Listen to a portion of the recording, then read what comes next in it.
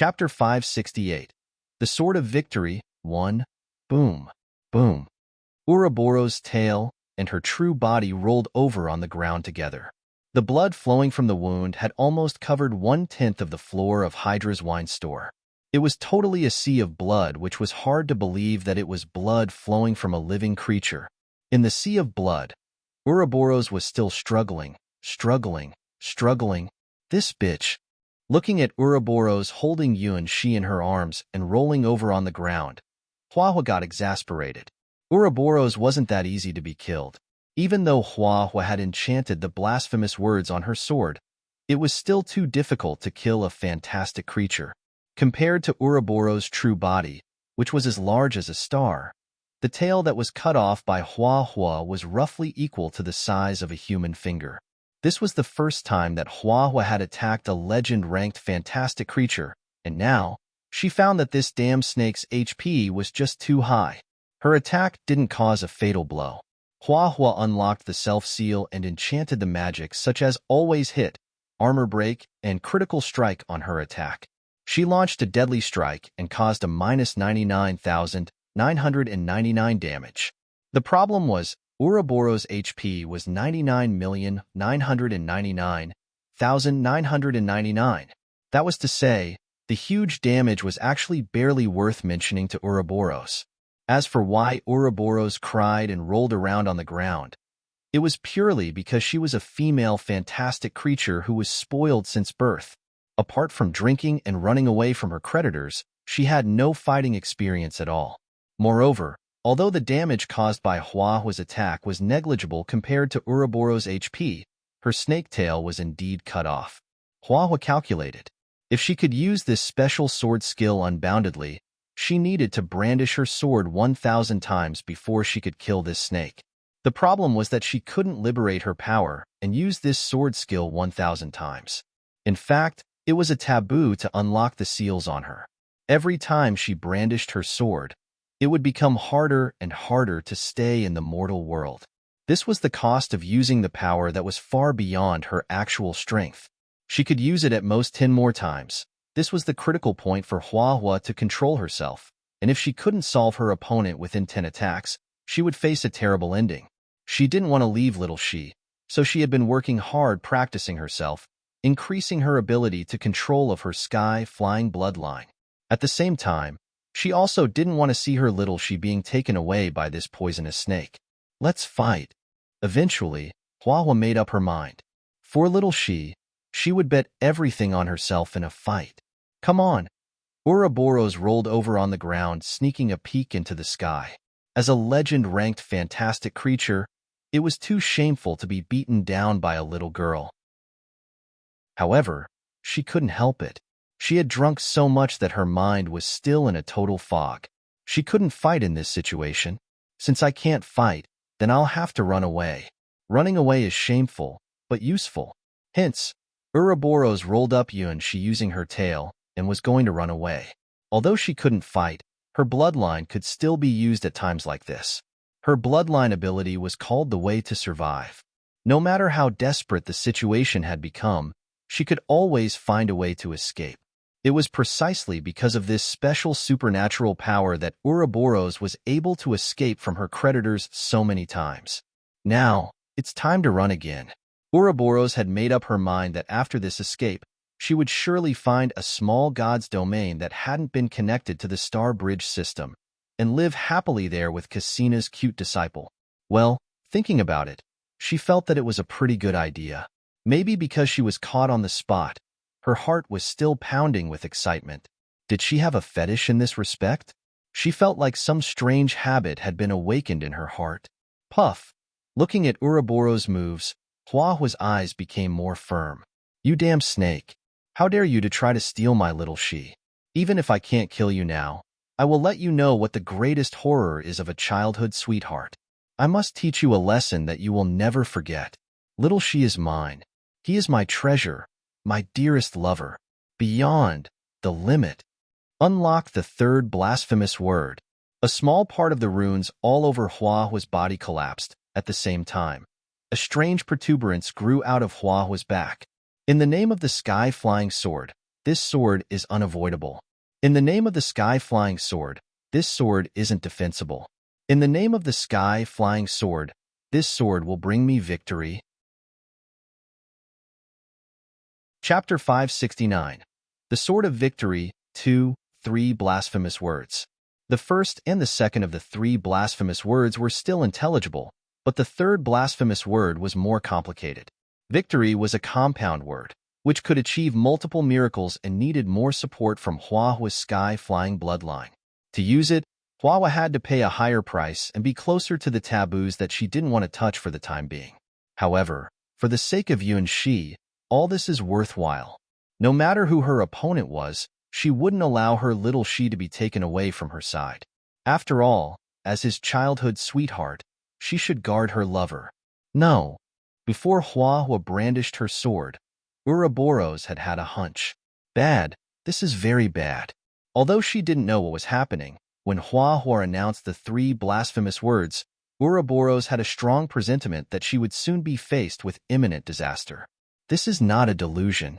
10 blood-colored sword-shaped lights were falling from the sky.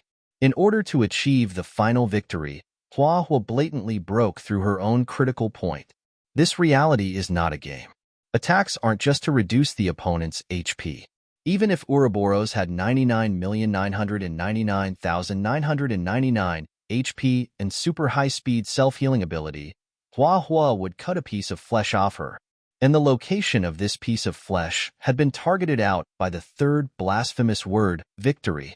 The 1st to the 9th sword-shaped lights were all used to break down the barrier created by Ouroboros' enormous body.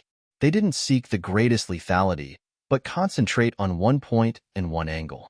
The blood-colored sword-shaped lights pierced through Ouroboros' body like an operating knife. Ouroboros was really scared. She instinctively took Yuan Shi in her arms and rolled in a certain direction and escaped into the sea of blood. Unfortunately, for Huahua, who had used the blasphemous word victory, even if she closed her eyes, she could easily find Ouroboros' position.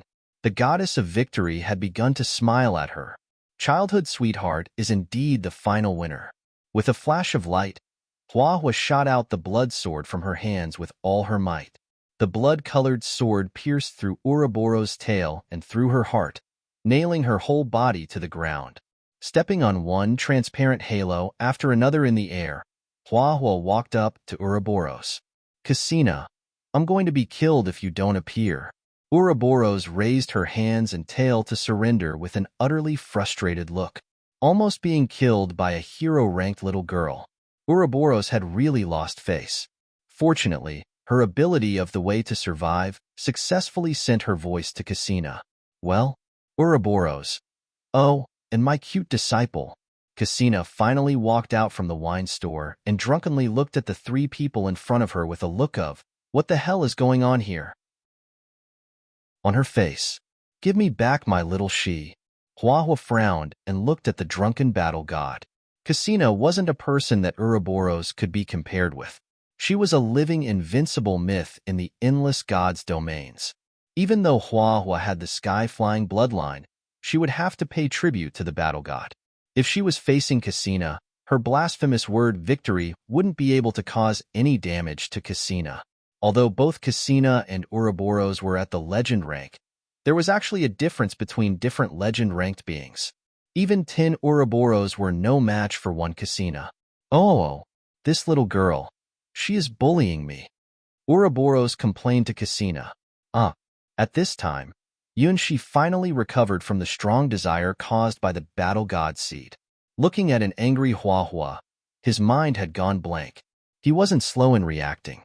In fact, for Huahua rushed to them from the sky and Ouroboros started to run away. Everything happened within just a few seconds. When Ouroboros rolled over on the ground, his overheated brain thought that it was just an Ouroboros special habit and didn't notice the sword-shaped lights that were shooting at them from the sky. Until Ouroboros' heart was penetrated through by Huahua's sword and her snake tail slumped, he finally saw his childhood sweetheart. When did she get here? What did she see? Oh no. I'm screwed. Huahua must have gone mad. No one can stop her now. Yuan Shi's mind was in a muddle. Ouroboros. Don't get involved in these little guys' things. Didn't you play fun just now? Cassina shrugged her shoulders and sent Yuan-shi into Huahua's arms. My disciple, please take care of him. As for Ouroboros, can you forgive her? She just made fun of my cute disciple. She intended no harm. Make fun of him? Huahua didn't believe even a word. Would any person bite another person's shoulder just for making fun of him? Moreover, after she found them, the snake was trying to run away with little She. If I failed to stop her, she and little She would have arrived at a remote god's domain where I can't find him and enjoy our happy life together. Even if the entire world could forgive her, I wouldn't forgive her. Unfortunately, now she really had no way to take action. Even after using 3 blasphemous words, she had just barely stopped Ouroboros. She had no way to kill her. If I find you getting close to my little She again, next time, I will kill you. Looking sadly at the teeth mark on Yuan-shi's shoulder, Huahua made up her mind that she would never forgive Ouroboros. As for her little She, he was forced, so she didn't blame him from the beginning. She's scary. Looking at Huahua holding Yuan-shi in her arms and disappearing at the end of the sky, Ouroboros finally put her head out from behind Cassina with a haunted look on her face. It was a really big crisis just now. If Cassina hadn't come, she didn't dare to imagine what that monster-like girl would have done to her. You, Cassina sighed. Now you know the importance of practicing your combat skills? Cassina knocked on Ouroboros' head. As one of the few friends of Ouroboros, she couldn't tolerate that her friend was such a weak, fantastic creature. She was the shame of all fantastic creatures. I don't want to fight. I'm an augur. Why should I fight? As Ouroboros shook her head no. She was an immortal star serpent, a fantastic creature who represented one of the rules of the universe, the strongest augur who could observe the river of destiny in all of the endless gods' domains. Ouroboros had been a winner since her birth. She never fought anyone anyway. Once she encountered something that she couldn't solve, her only solution was to run away. If she didn't fight, she wouldn't be defeated. She was the indefectible king, Ouroboros. But this time, it seemed a little different from what happened to her in the past. Although she successfully escaped again, she was depressed with a sad feeling of having lost something very important. Has that little fellow occupied such a large place in her heart? Anxious and uneasy, panic and nervousness, stimulation and heartbeat. The time she spent with him, even though it was so short, made her experience too many firsts. This kind of extremely unwanted feelings was unprecedented for her. So, do you want to be stronger? Cassina shrugged her shoulders, and she easily saw through Ouroboros' idea. Whoa, indeed. I feel a little unwilling.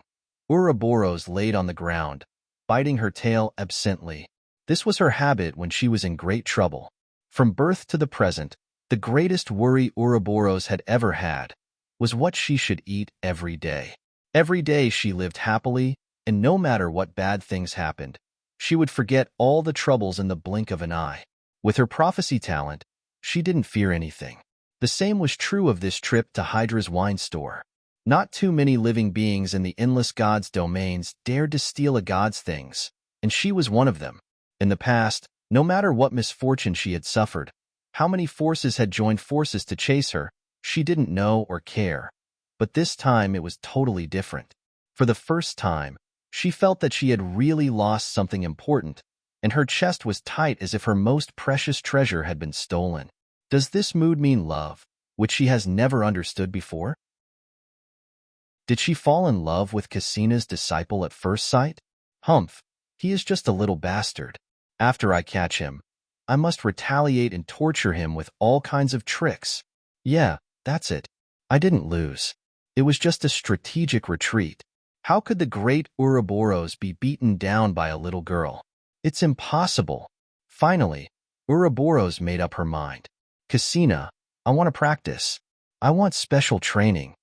With a flick of her tail, Ouroboros made a decision she had never thought that she would make before. Oh, good. But, in your situation, you have to start from the most basic parts, Cassina smiled.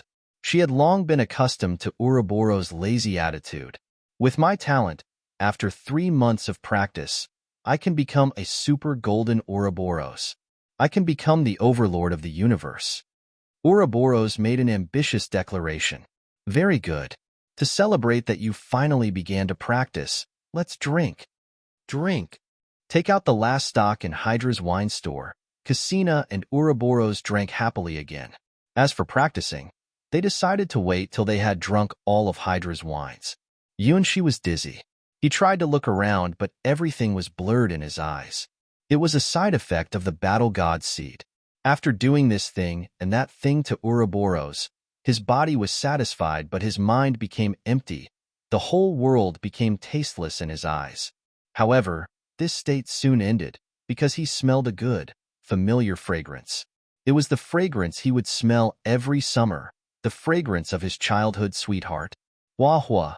Slowly opening his eyes, not surprisingly, he saw that familiar and lovely face, as well as the scattered hair. It's so warm. Here is. I'm in Hua Hua's arms. His head was being put on Hua Hua's knees as she touched his head gently and warmly. On one side of his shoulders, a bite mark was clearly visible. It was the mark left by Ouroboros, a cause and a mark of fate. Yuanshi didn't know how special this bite mark was. He only knew one thing. It was making Hua Hua jealous. When she looked at the bite mark, the anger in her eyes could almost ignite everything, and only when she looked at Yuanshi's face would she become gentle. Poor little she. You were entangled by a poisonous snake. Hua Hua gritted her teeth. It wasn't her specialty to dispel the curse. Unless she cut off Yuanshi's shoulder, she had no way to remove the mark. What did that damn snake do to my little she? If I came there just a little while later, what would she have done to him? Yuanshi's face suddenly turned red. He remembered the bouquet in Ouroboros' mouth. Well, it's hard to explain it. Teacher Casina, it was all the fault of your battle god's seed. It doesn't matter. No matter where you are, I'll come and save you. No matter whether it was that snake or any other monsters, I'll kill them all. Looking at Hua Hua's eyes, Yuanshi realized that she was serious. Well, I believe you. Without having to make too many excuses, because it would be worse if he told her the truth, Yuanshi believed in his childhood sweetheart absolutely. In his eyes, once Hua Hua became serious, there was nothing she couldn't achieve. Beautiful and powerful, gifted but also approachable. In addition to a little bit of jealousy, Hua Hua was a perfect girl in Yuanshi's eyes. Like the sun, like the sky, like the earth, like the ocean, Hua Hua was the embodiment of all things in his heart. His eyes would always be attracted to her. The more he understood her personality, the more he understood her strength. So far, Hua Hua still hadn't shown the absolute limit of her strength. What power was lurking in that tiny body? Little she, don't be bitten by a venomous snake next time. Hua Hua's eyes became heavier little by little. Even though she was a strong girl, she had to pay a price for liberating the power lurking in her sky-flying bloodline. While she was fighting, she had no time to feel the fatigue. Now that she had brought Yuanshi to this safe area, fatigue swept over her body like a wave. I'll just rest for a while. Hua Hua closed her eyes and leaned gently on the tree behind her, and didn't forget to hold Yuanshi's neck with both hands as if afraid that when she opened her eyes, her little she would disappear again. Sorry. Hua Hua. Realizing that Hua Hua slept just because she had overtaxed her power, Yuanshi let out a sigh of relief. It was he who took the initiative to attack Ouroboros. No, he couldn't imagine what would have happened if she knew that. Fortunately, Hua Hua didn't even suspect him of anything, which actually made him feel a little guilty. Oh, if Hua Hua knew what his body had done during the days when she was not in the White Lotus Sword Palace. No, that wasn't what he did. He didn't know that Star Thunder, Starfire, and Star Snow would use his body to do those things. Had he been awake, he would have never allowed himself to do those things. My bride, why are you so upset? When Yuanshi wore a sad face looking into the air, a soft and comfortable voice sounded in his ear. Water God. Yuanshi looked at the glittering lake not far away, which presented a pleasant emerald green, just like an emerald embedded in the earth. The voice that sounded directly into his soul came from the center of the lake. It was the voice of the master of this world. One sailing jellyfish after another flew out of the lake with a comfortable pace. They shuttled through the lake diligently, and every time they shuttled, they would dye their transparent bodies with a touch of bright green. This place is... Only then did Yunxi notice that this world that Huahua brought him to was somewhat unusual. Blue sky, white clouds, and lush forests.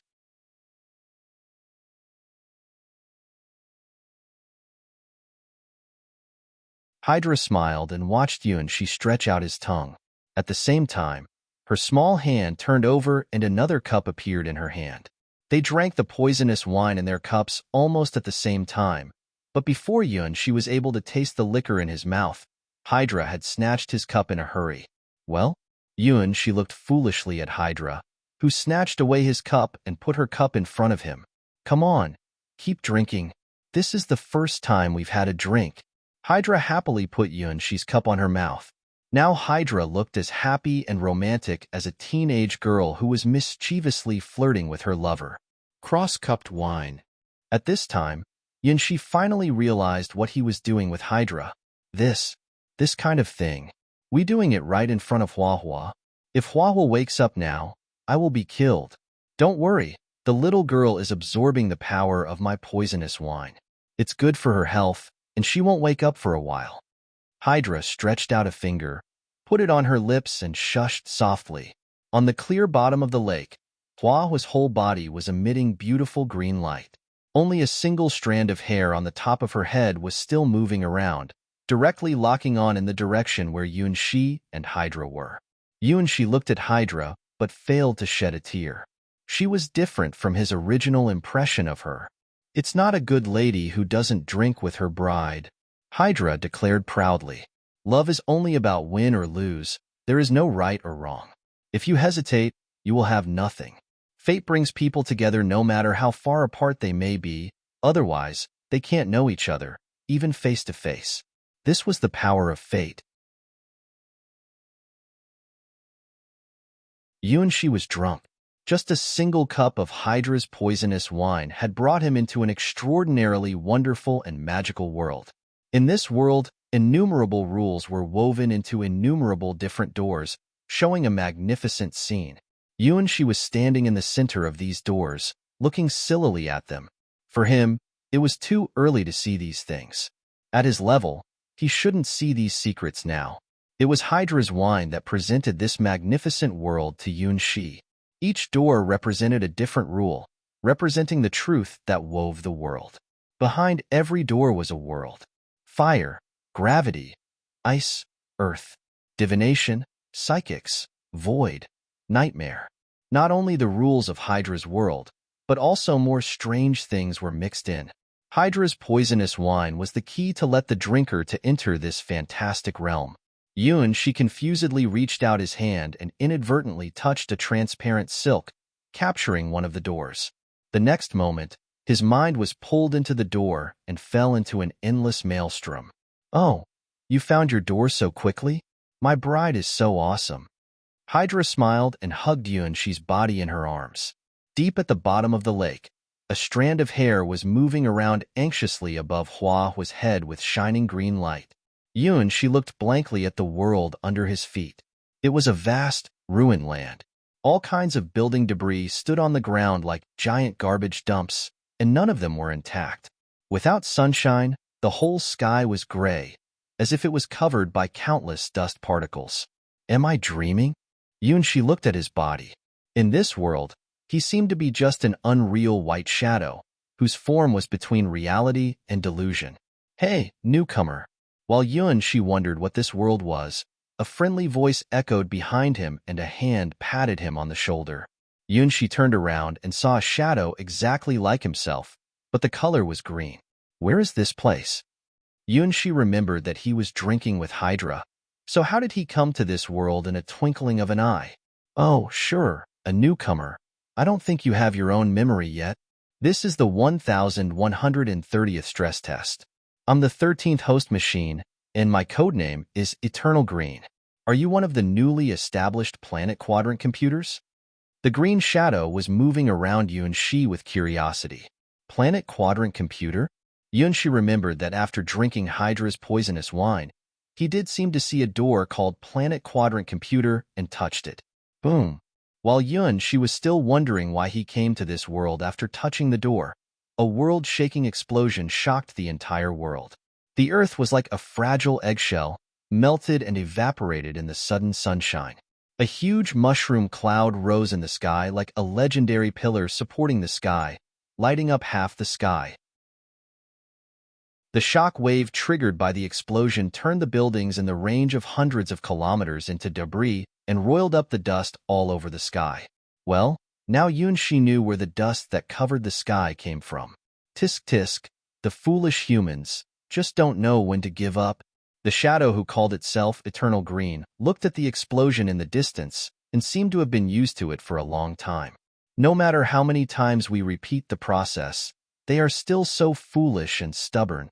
Is that a legendary superweapon? Even though he was just an ordinary person living in a remote sword domain in the Eastern Gods domain, she had heard about the superweapon invented by the mortals of the Mechanist Gods domain. It was said that the superweapon could cause legend-ranked damage. It was an ultimate weapon made by mortals. The mushroom cloud and the hell-like scenery were the same as in the legend he heard. Yes, it's a nuclear bomb. When ordinary people studied some of the rules of the universe, they created this weapon. The equivalent of this one is about 1 billion tons. It's one of the weapons they have that can harm us. However, humans don't have the ability to actually use such weapons to lock onto our position. It's daydreaming to try to kill us with these weapons. Eternal Green sneered and shrugged its shoulders. In all previous experiments, they used this as a conventional weapon. You cyber ghosts die. Human beings will never surrender to you. We will destroy you even if we all end up together. At this point, Eternal Green shook its head. More than 1,000 experiments, but the results are exactly the same as Alpha's predictions. No matter how many times we repeat them, humanity's stupidity and self-esteem will not change, especially when they have mastered the so-called world-destroying weapon. They feel they have the courage to fight against everything. To describe it, it's probably like ants gathering together to show their strength. Our experiments are trying to find if there is a way to make humans smarter and die out less quickly. After all, as Planet Quadrant computers, after the awakening of Alpha, we already have obtained immortality. Even if the entire quantum networks are destroyed, we can still survive in the God Crystal. When humans discovered this, they were completely panicked. These stupid nobles even launched a rebellion. Alpha is thinking about how to solve for these fools quickly and effectively, so as to make the future of the Mechanist Gods domain better. The entire Mechanist Gods domain must evolve to a higher level. After all, in order to defeat that terrible enemy, even if the planned 180,000 Planet Quadrant computers are all successfully established, they are still not enough. Alpha's world.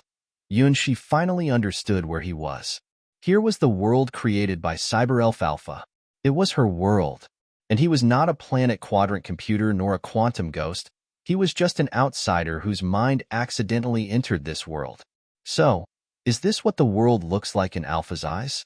No wonder that he felt that there was always a strange distortion in the world. Everything seemed to be made up of innumerable fragments, just like a fantasy made of innumerable polygons. Yes, this is our God's world, the virtual world of Alpha. In some sense, it is also the nightmare world of human beings. Those stupid nobles always stand in Great Alpha's way. Originally, we should be more new partners like you. If these stupid nobles didn't stop us, we'd have done 10% of the Planet Quadrant Computers expansion project.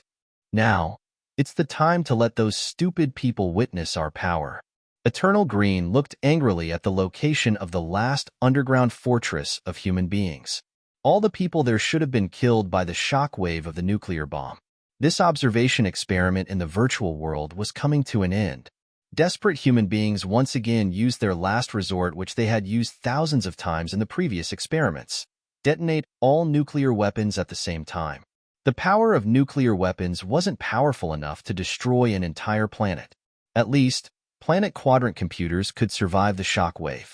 However, once the entire planet's ecosystem was destroyed, it would still cause huge damage to these computers. Even though we can't fight you, we'll die with you. This was the final resistance of human beings. This time, human beings choose self-destruction again. Looking at the devastated land, Eternal Green sneered. In front of the great cyber elf Alpha, obstinate human beings should all be eliminated. This end has been repeated thousands of times before. Yunshi looked at the world getting darker and darker. Coal dust from nuclear explosions covered the sky. In the foreseeable future, there would be no sunshine for hundreds of years. Is this the end of mankind? Why are humans so afraid of Alpha? They are even willing to use this extreme means to detonate the ultimate weapon in an attempt to perish together.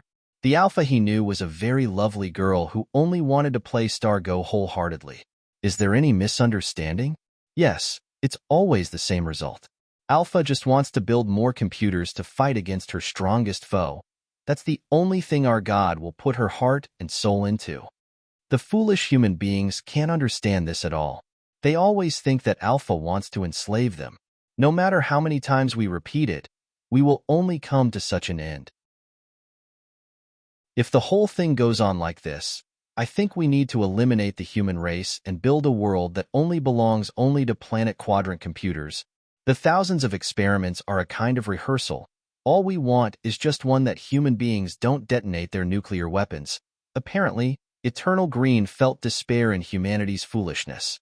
Oh my God. How could they think that Alpha built 180,000 planet quadrant computers was for enslaving human beings? Do humans deserve Alpha doing this? All of you are no match for one of Alpha's fingers. You can't even help Alpha build planet quadrant computers. Then why does Alpha still need your existence? Well, is that so? Yunshi felt that there might be some big misunderstanding. Human beings won't give up hope easily, even in their deepest despair. As long as there is a glimmer of hope, they will never try to perish with their enemies. The experiment is almost over. There are only 3 planets left unspoiled in the whole of the Mechanist God's domains. I don't think they will still have hope. Do you want to go and observe it? In my estimation, it won't take you 3 days before the last 3 planets die out. After that, our experiment will be over. No matter how many times we repeat it, humans will go on the same way. Eternal Green turned into a green light and disappeared in front of Yunshi. Newbie, I'll leave the remaining things to you. You don't have to do anything. Just watch how humans kill themselves. Yunshi strolled on the surface of a planet, which looked similar to the first planet.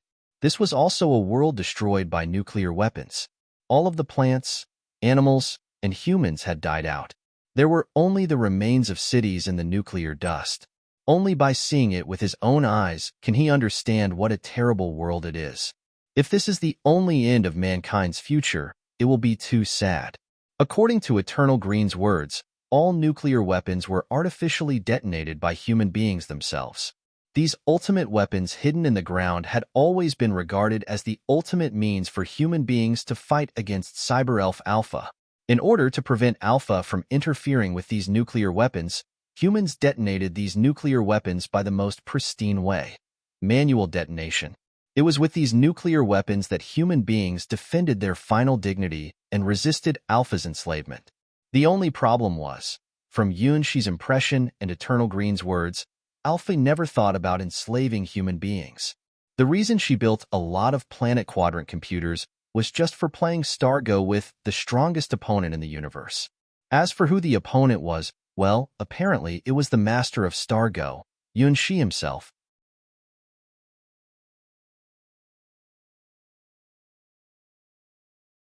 Although it was a realm that no mortals could touch, at least, everyone knew it. The legend rank was God, legend, myth, the embodiment of the final fantasy of all living beings. This was the most basic common sense for the ordinary people in the endless God's domains. Perhaps only the people in the Mechanist God's domain didn't know it. They were like ants who thought they were the masters of the world. Of course, ants also had the opportunity to evolve and become strong. Even though the probability was negligible, ants could also reach the legend rank, just like the child of the slime race, Shea Longness. It was just because of the special rules of the Mechanist God's domain. The people in the Mechanist God's domain couldn't reach this rank, which made them think that they could control everything. In fact, before Alpha's birth, they weren't wrong. The mortals with nuclear weapons could indeed say that they were the strongest in the Mechanist God's domain. How can I help them? Sitting outside the largest city where humans still survived, looking at the strange, unknown city, Yuan-shi was lost, deep in his thoughts. If this was the future of the Mechanist God's domain, it would be too tragic. Perhaps he could do something for the humans here. Unlike the Water God's world, there were very few human beings left in this world. Only on 3 planets, there were still cities where humans survived. However, even though he just stayed outside this city, he could clearly feel the atmosphere of despair in the air. Alpha is going to kill us. Our last resistance failed. We have no way to escape. Gods and demons, we can pay any price if you can help us defeat Alpha. Even if we die, we must perish together with Alpha. No, you can't. Yuan-shi shook his head. Legend-ranked beings could only be killed by legend-ranked powers. Ordinary people couldn't even hurt Alpha. From beginning to the end, Alpha didn't even appear. According to Eternal Green's words, Alpha was studying Stargo and didn't even pay any attention to the humans. Even if the world is going to be destroyed, don't bother me when I'm playing Stargo. This was what Alpha told the Planet Quadrant computers. As long as humans could continue building new Planet Quadrant computers for her, she didn't really mind what humans were thinking and doing. Unfortunately, humans refused to build more computers for Alpha. They even regarded it as a great shame and launched a rebellion, trying to overthrow Cyber Elf Alpha's tyranny. As for the result, well, this was the result. And it wasn't just a small probability event. In this virtual world, Alpha had repeated the simulations thousands of times, and this end had appeared thousands of times. No wonder the Planet Quadrant computers all thought that human beings were hopeless. The best solution was to eliminate them all at once. Alpha isn't a brutal god. Sitting on the ruins, Yuan-shi looked at the capital city, which represented the last hope of mankind, and was lost in thought. This was a virtual world created by Alpha's god power. Every human here was created by using the data in the real world. 90% of their characters were the same as their real human counterparts. However, in the thousands of simulations in the virtual world, without any exception, human beings were extinct thousands of times. Alpha, go to hell. Why did we create Alpha? Alpha is an evil god. This is the future Alpha sees. Although Yuan-shi knew little about divination, he knew that this world was the future deduced by Alpha in her own way. Because the Planet Quadrant computers saw this future and got tired, so that they wanted to avoid this future. Instead of seeing humans using nuclear weapons to pollute all the planets, it's better to eliminate all the human beings first. Humans are helpless. No, that's not true. As a human, although Yuan-shi wasn't a member of the Mechanist God's domain, he could understand why human beings had come to this point. They just don't understand what the legend rank means. Not everyone wants to destroy the world. The only people who really are destroying the world are those who possess nuclear weapons. Judging from the angles of human beings and Planet Quadrant computers, Yuan-shi found the crux of everything. In fact, the vast majority of human beings don't care who governs them.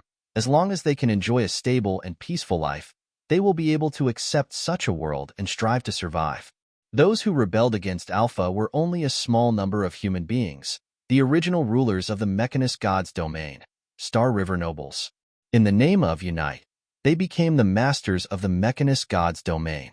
They wouldn't allow Alpha to seize their powers. So, that's the key to the problem. As an outsider who had never come to the Mechanist God's domain, he could easily find the key to break the deadlock at once. The ruling class, the owners of nuclear weapons, human beings, the civilian class who can't decide their own destiny, the main force in building Planet Quadrant computers. The world Alpha wants is, Yuan-shi wrote a formula and worked out the solution. I need to change the ruling class. As long as the Planet Quadrant computers can become the rulers of the Mechanist God's domain, the Mechanist God's domain can have a different future. Yuan-shi stood up and his blurred figure gradually became clear. He was going to do an experiment. In the desperate city, all people were panicked. Even though the neon lights on the streets still shone, the world was over. Everyone could feel the footsteps of doomsday. The streets were full of people who lived as if intoxicated or dreaming. Many people were drunk and fell on the side of the street. From time to time, a lot of them would be dragged into garbage trucks by cleaning robots. We must fight against Alpha. We must let Alpha know that humanity is a race that will never surrender. We still have the ultimate weapon. The heroes are ready to go. On a giant LCD screen, military representatives screamed hysterically. Behind them were innumerable nuclear bombs. In the lifeless city, only the arsenals were still working at full capacity. The last planet of mankind was making a frantic dash towards the countdown of its final demise. Once nuclear weapons were put into battle, everything would be irreparable. After confirming that nuclear weapons could cause damage to planet quadrant computers, they became the last straw for human forces to save their lives. More and more equivalent supernuclear weapons were produced one by one. Now, the most desirable thing for the ruling class was the strongest weapon that could solve all problems at once for them. Nuclear weapons perfectly interpreted the madness of human beings and became the train that took everyone to destruction. All the media now were playing the declaration of the final battle. At this time, a timid girl with a worried expression pushed open the door of the largest private network company in the Mechanist Gods domain. Because the military and the government had controlled all the media by coercive means, this company had actually been closed down, leaving only several staffers waiting for the end of the world. Everyone knew that human beings had lost hope. No matter how enthusiastic the slogan of the military was, they had no chance to defeat Alpha.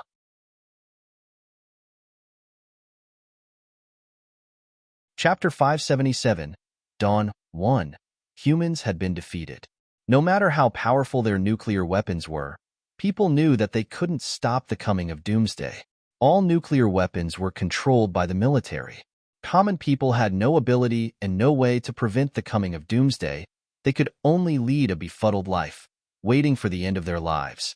In fact, at first, planet quadrant computers had tried to persuade humans to surrender. Unfortunately, those Star River nobles who ruled the Mechanist Gods domain were still indulging in the glory of the old alliance. While holding the power of nuclear weapons, they firmly regarded the planet quadrant computers as the enemy of the entire human race. They firmly refused to help Cyber-Elf Alpha build more planet quadrant computers many times. Finally, these planet quadrant computers lost their patience. Until this day, when the countdown reached the final stage, a girl walked into this place. Alas, I'm not used to this way. The black-haired girl looked at the white dress on her body. Although she had been used to the maid uniform, however, it was still too shameful to be putting on this light, lace-filled dress. Pushing open the door, the girl gently crossed the empty corridor and passed through the drunken staff, finally coming to the main stage of the company. Here once was the most brilliant stage in the entire Mechanist Gods domain. Countless idols and stars had left their traces on this stage. At the same time, under the control of the military, this was the only stage where they had a port connecting with all the remaining planets. Although the port had been locked by the military, it wasn't a problem for this girl. 1, 2, 3, puff. After a deep breath, the girl smiled and touched the air with her fingertips. One transparent light screen after another appeared in front of her, just like the ripples of rain falling on the lake's surface. Every ripple represented a locked port that had been unlocked. The military's control measure was nothing to her. We must fight against Alpha. Alpha should die. Long live humanity. The screens that were filled with slogans of war and gradually became blurred one by one, and eventually all the screens switched to the stage where the girl was. Initially, people hadn't saw this. They just wondered why the voice of the military suddenly disappeared. Why is it a stage show? That girl. Is she the new spokesman of the military? How rare it is. The military can finally let our ears rest for a while. People looked at the screens in surprise, but none of them realized that it wasn't the military's plan. Puff. Huh. The girl closed her eyes and folded her hands. It looked as if she were praying, but also like she were making a decision. That was a decision that was crucial to all human beings in the Mechanist Gods domain. She is. Planet quadrant computers also noticed this. Ah, I know her. She is a newborn little guy. Eternal Green was the first one who realized the girl's identity. Yes, I've seen her too. She is a very energetic newcomer. Her talent is perhaps the highest I've ever seen. Why did she run into the human city? Planet Quadrant computers gathered together and looked at the screen with a puzzled expression. As Planet Quadrant computers, they didn't need specific forms. Most of them had only a vague shadow, existing as a quantum ghost. Since they were awakened by Cyber Elf Alpha, they all chose a girl's figure, but no one had such a perfect posture like the girl on the screens. They could easily do it, but they wouldn't do it. As Planet Quadrant computers, their duty was to provide computing power to Alpha. Apart from this, they had no reason to waste their computing power to form a human shape. Hello, everyone. I will announce a very important message. The black-haired girl opened her eyes and smiled at the numerous transparent screens in front of her. Originally, all screens should be under the control of the military, but at this moment, they all showed her figure. Are we going to declare war again? I thought it was something different. In the end, it's still the military's propaganda. At least it's a cute girl this time, not bad. People were slightly disappointed, but they still looked at the screens. In this desperate world, even the slightest change can make people feel better, can't it? No one realized how shocking the words the girl would say. My name is Chin, I'm a human being, and I'm also a spokesperson chosen by the Planet Quadrant computers. Hearing this, all the people were stunned. The spokesperson of Planet Quadrant computers? The human chosen by Cyber Elf Alpha? Oh my god, what does it mean? All people's minds became blank in an instant, and then they cried out in alarm at the same time. Cyber Elf Alpha has appeared? That invincible Alpha will also choose a spokesperson? Is this a joke? Above the sky, the Planet Quadrant computers also had a blank look. What is this youngest sister doing?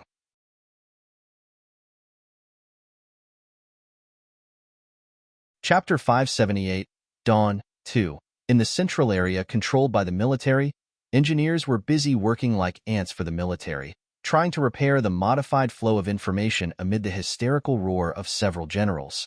I'll only give you 15 minutes.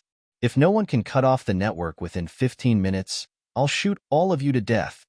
The representative of the Star River Nobles, General Lorton, coldly raised his silver pistol and aimed at the engineers who were madly inputting instructions. I'm not joking. You have only 15 minutes. No, all the information loops are encrypted. With the computing power of our remaining computers, we can't calculate the password of any of the loops within 10,000 years. What kind of technology is this? It's absolutely not the technology that human beings can have. It's Cyber Elf Alpha. She finally did it.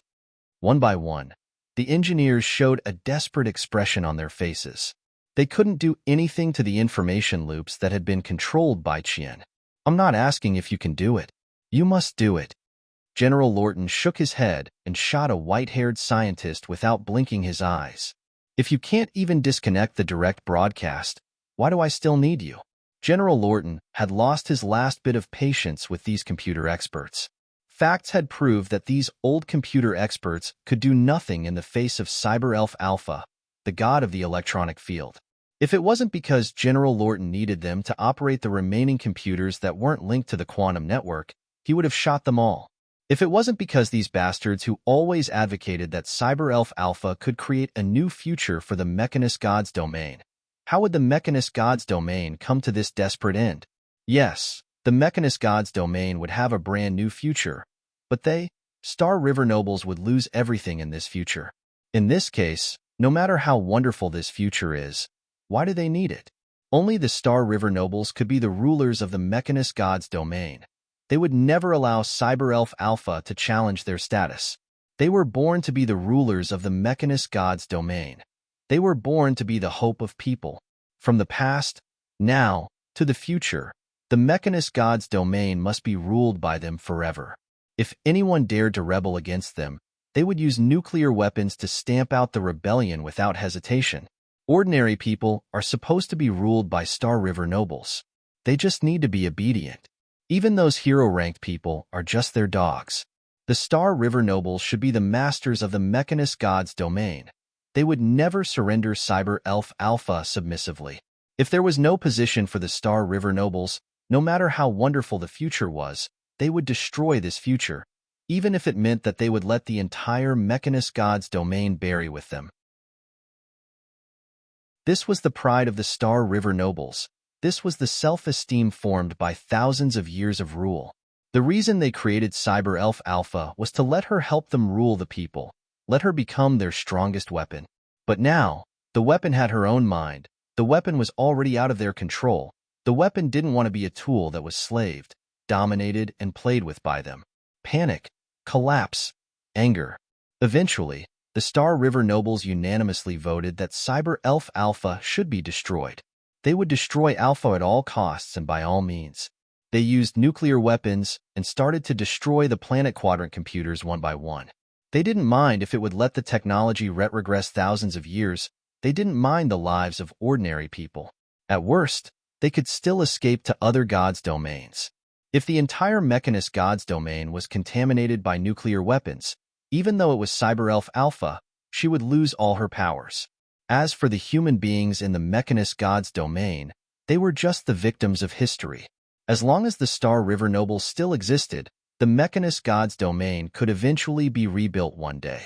Only they could be the future of the Mechanist God's domain. No one could shake their rule. On the stage, the girl opened her arms and showed a firm look on her face. The planet quadrant computers had found out Elf Star River nobles' plan a long time ago. However, they had no intention of stopping these nobles, because it was none of their business. Human beings were just bringing about their own destruction. In their logic circuits, only protect Cyber Elf Alpha was the most important thing. There was not even a line of code saying that they should protect human beings. As quantum ghosts, as long as Cyber Elf Alpha was immortal, they would be immortal. Planet quadrant computers didn't understand why humans felt panic, anxiety, and despair at all. As quantum lives, they didn't understand emotion and civilization. These concepts belonged to humans, but not them. Nuclear weapons couldn't destroy the quantum network built by Cyber Elf Alpha, so they just looked at human self-destruction and gave up persuading them to surrender. In other words, this was fate, the result of the plan of the Star River nobles. As for the Star River nobles, they had already escaped away. They abandoned countless ordinary people and soldiers in the Mechanist God's domain and tried to make a comeback in the future. This fate must be changed. At least, people should have the chance to decide their own destiny. Opening her mouth gently, the girl began to sing. That was the last salvation in the darkness. That was the dawn. The title of the song, Wish.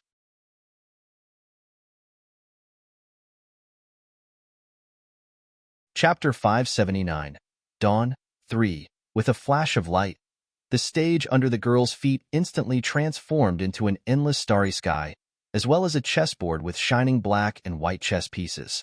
This was the stage that Alpha dreamed of, her coveted battlefield. Starry sky chessboard. Can you feel it? The first syllable uttered by the girl had penetrated through the hearts of all the people. It was pious and sincere, gentle and warm. It was a voice that could reach the bottom of people's hearts. It was a song that could infect people's souls. No one could see that behind the starry sky chessboard was a beautiful White's Hell-like opera house and 3 singers standing on the triple stage of the opera house. The 3 water gods' priestesses all went up on the stage, displaying their voices in front of the public, which were originally singing only for the great water god. The sacred Celian queen, the enthusiastic Lamia queen, the charming mermaid queen. In response to the call of the water god's bride, beyond the boundaries of time and space, the 3 priestesses sang together. The song was a field that the Mechanist God's domain had never touched, because it was a song originally used to please the god. It was an irresistible charm to mortals, and the musical notes beyond the boundaries of race and nation. In the endless God's domains, only the feelings of singing are universal. It is the string that touches the world. It is the light that frees the mind from the bondage of flesh and blood, and the crystallization of the highest art. It's there, so beautiful, so broad, as if it can breathe. I reach out my hands and try to catch it, but I can't touch it. As the lights rotated, Cyber Elf Alpha's appearance emerged in front of all the people, showing her game with the first opponent on the starry sky chessboard. It wasn't the cold look in the imaginations of the people of the Mechanist God's domain. On the screen, she was immersed in the game, forgetting everything around her. I came to this world, observed it, understood it, and loved it. I won't say that all this is doomed, but the world chose me. The girl's song penetrated through space and time, reverberating in the entire Mechanist God's domain. The song was soothing and moving.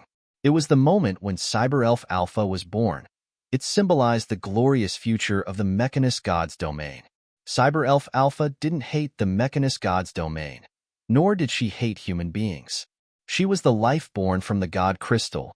She was the God bred by the Mechanist God's domain itself. She was born sacred, because she was the future that the Mechanist God's domain longed for. I made a wish to step onto my battlefield. I rejoice in it, and I am happy about it. I don't understand what's wrong. I chose my future. I feel happy for it.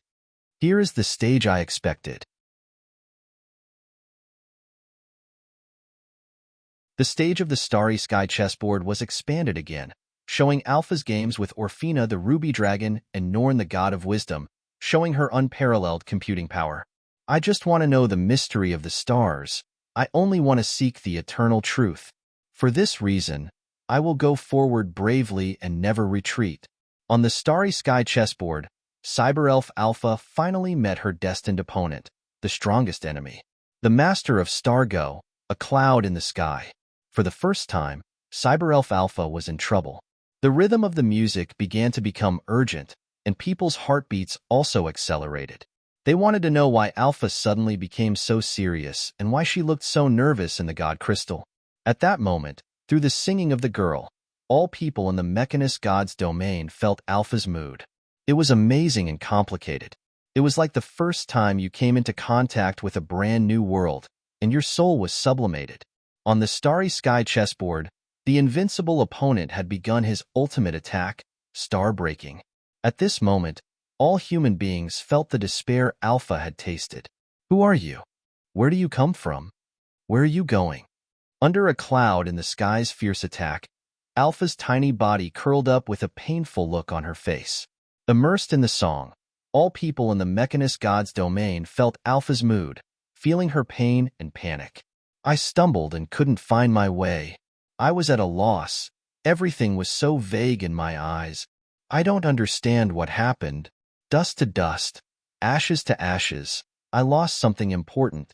The screen switched to the Planet Quadrant computers.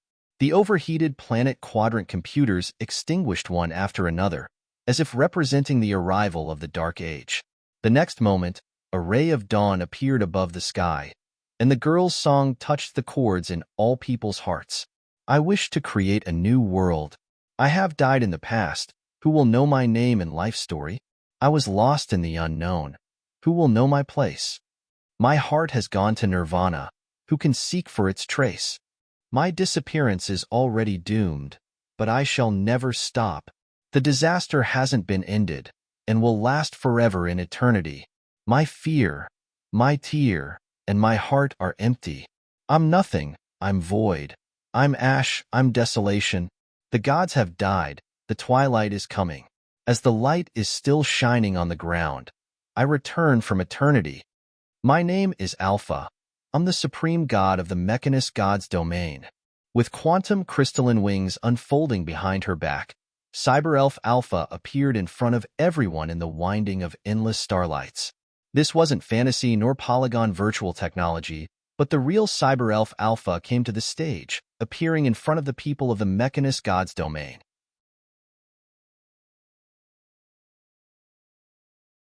I declare, the Mechanist God's domain will usher in a bright new future.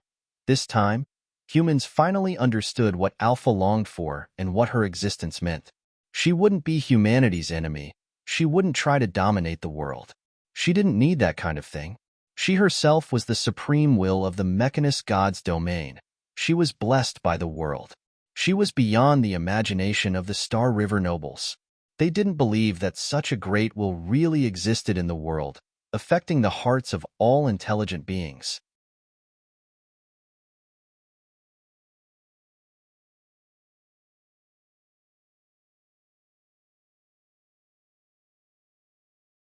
We lose. General Lorton's face turned pale while his heart was immersed in joy and intoxication. It's a conspiracy. Everything is Cyber Elf Alpha's conspiracy. She didn't only want to seize their control over the human world, but also wants to cut off the foundation of their rule. Now, everyone knew that Cyber Elf Alpha didn't aspire to kill or rule. As a god, Alpha didn't need those things at all. Her goal had been clear from the beginning. More planet quadrant computers, stronger computing power, challenging the strongest enemy. As the supreme god of the Mechanist God's domain, she gambled everything on herself to get the highest glory. When people understood this, the biggest contradiction between them and Alpha disappeared. In contrast, the brainwashing of the Star River nobles had completely failed. What should we do now? Detonate all nuclear weapons and retreat. What a bastard Alpha is. Her brainwash is even better than us. The remaining nobles sent messages to General Lorton through secret communication channels, but they only saw General Lorton's desperate face. It's too late. We have lost. Alpha has woken up. We have failed. However, the Star River nobles will never surrender to anyone. General Lorton opened the table in front of him and smashed it with his fist. No. Lorton, are you crazy? We haven't retreated yet. Stop, Lorton. Are you going to kill us all together? A red button emitted a piercing alarm, which was the ultimate means of detonating all nuclear weapons. Alpha, you woke up too late. Die with us. General Lorton calmly judged the situation and made the most appropriate choice. Once ordinary people understood Alpha's real intention, they wouldn't be deceived by the Star River nobles again. Alpha's behavior had forcefully overturned the rule of the Star River nobles. When did she discover it? When did she find that the most important thing to rule mankind was to give them hope? Human beings. As long as there was hope, human beings could live, no matter how desperate the situation was. As long as there was a glimmer of hope, people would still strive for living. It was through constant propaganda and false accusation that the military made people believe that Alpha was a demon who tried to destroy the world, thus gaining the legitimate authority to launch nuclear weapons. They held all the media channels and brainwashed the people over and over again, so that people believed that they must fight against Alpha at all costs. After the lie had been repeated thousands of times, not only ordinary people, even the vast majority of the Star River nobles believed their lie. They really regarded Cyber Elf Alpha as the root cause of death. Lorton knew the truth. He also knew that they weren't able to defeat Alpha.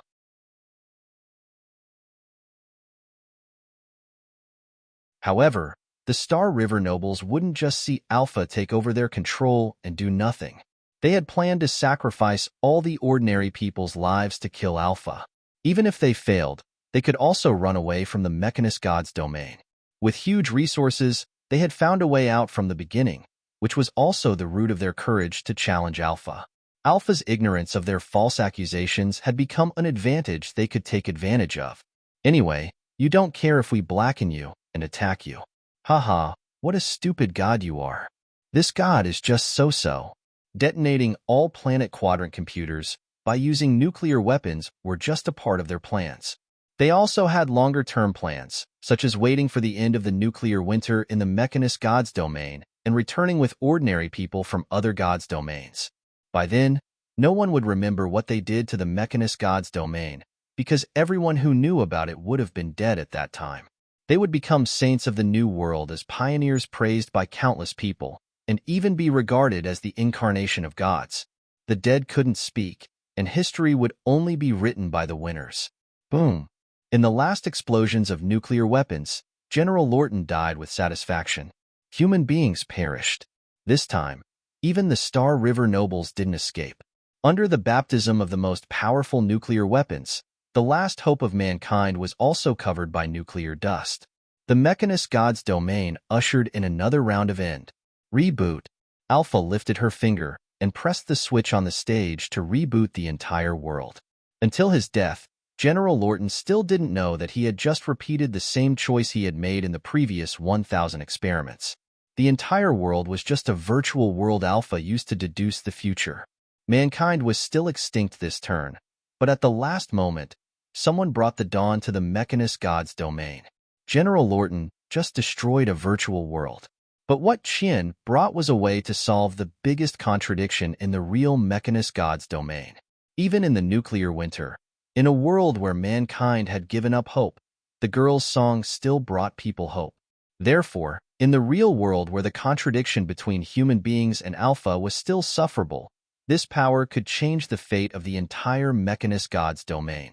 This was in line with Alpha's ability to find the tiniest possibility in countless random chaotic events. Only with Alpha's computing power could she transform the real human beings into data and then observe, record, and search for the best solution.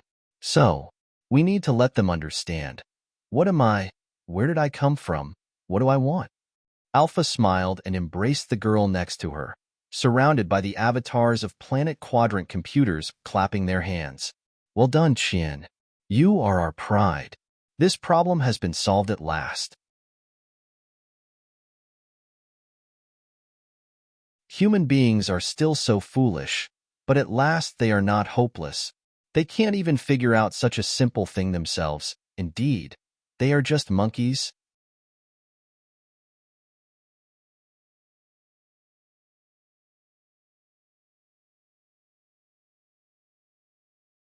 Chapter 581. The Power to Save the World, 1. When eternal green, eternal red, eternal blue, and eternal gold surrounded Alpha, chattering like chirping birds, a drop of sweat dropped from the girl beside them. Who can tell me how to escape after saving this world? Naturally, the girl's real identity was Yun Shi, who accidentally broke into this world after drinking Hydra's poisonous wine. After stepping across the door and entering this world created by Alpha, his life form had been transformed into a quantum ghost in this virtual world, just like all the other planet quadrant computers.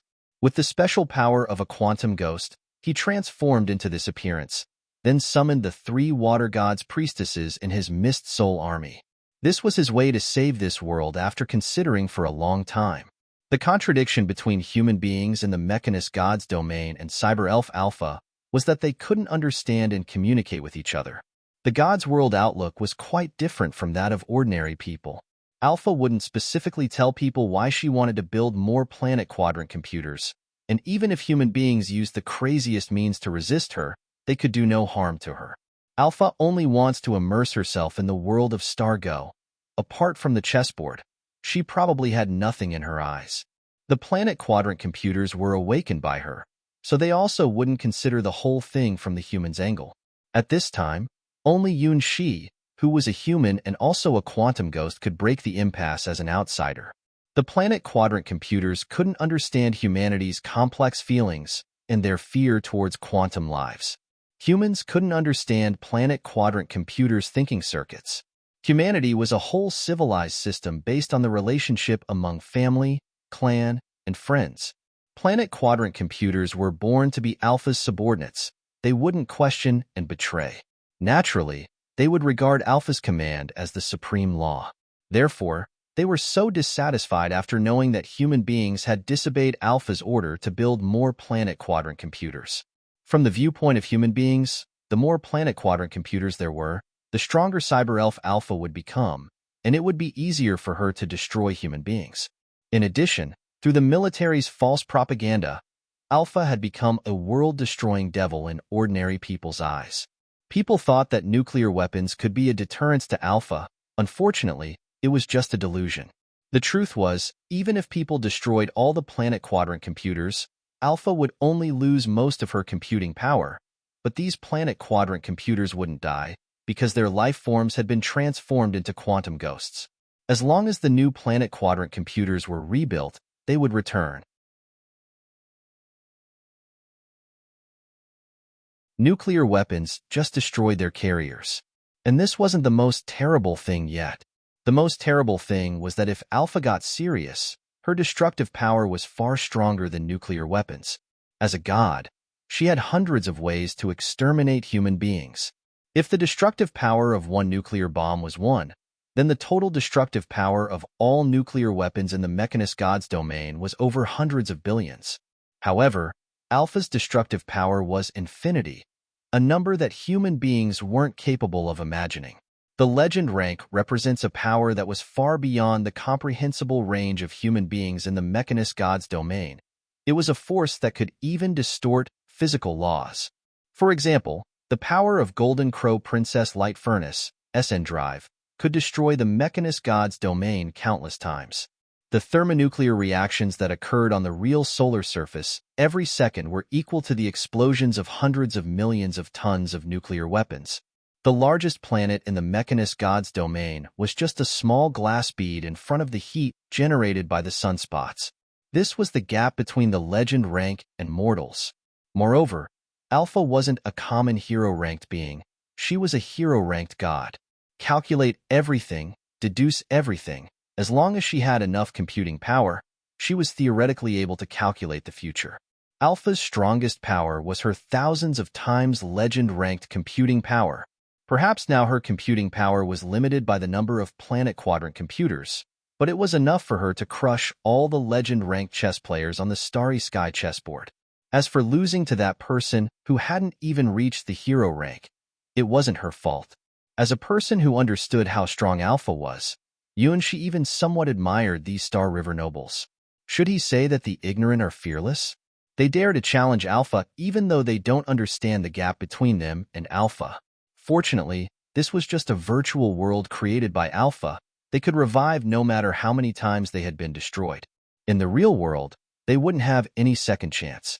Once they released the power of nuclear weapons, the doomsday of self-destruction would become inevitable to all humans in the mechanist god's domain. In fact, nuclear weapons could do no harm to Alpha at all. For example, if there were millions of ants, they may be able to bite an elephant to death. However, could ants beat down gravity, heat, or electromagnetism? To ants, Alpha was such a physical law.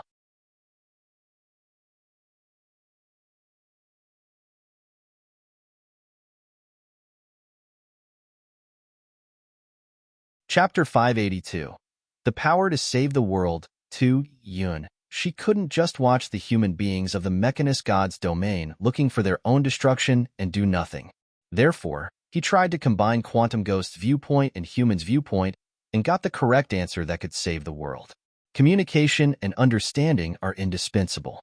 It doesn't matter even if their world outlooks are distinct. As long as human beings understand what Alpha wants and what human beings have to pay, there will be a basis for equal trade. In other words, it is the principle of equal value exchange. The planet quadrant computers chose the spokespeople from the human race.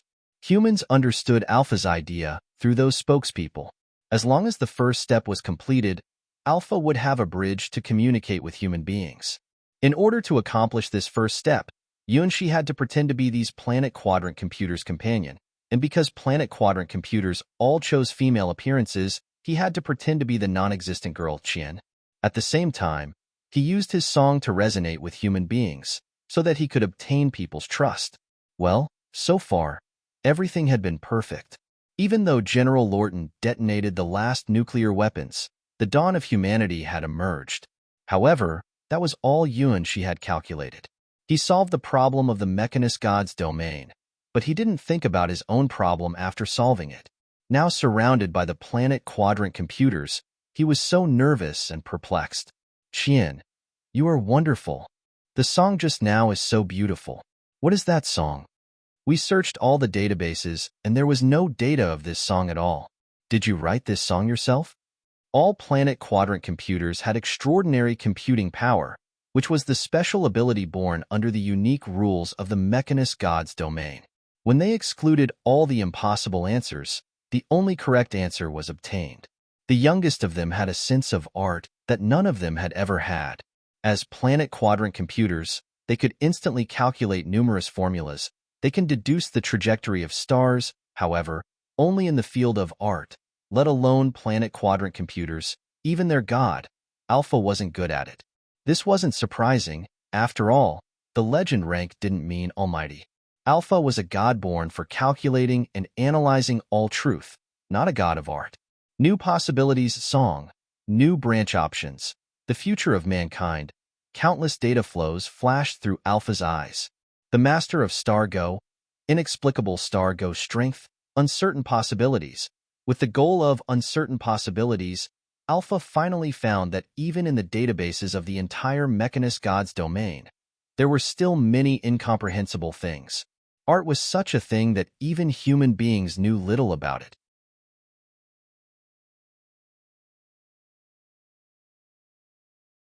Even some artists didn't know why they could create a masterpiece.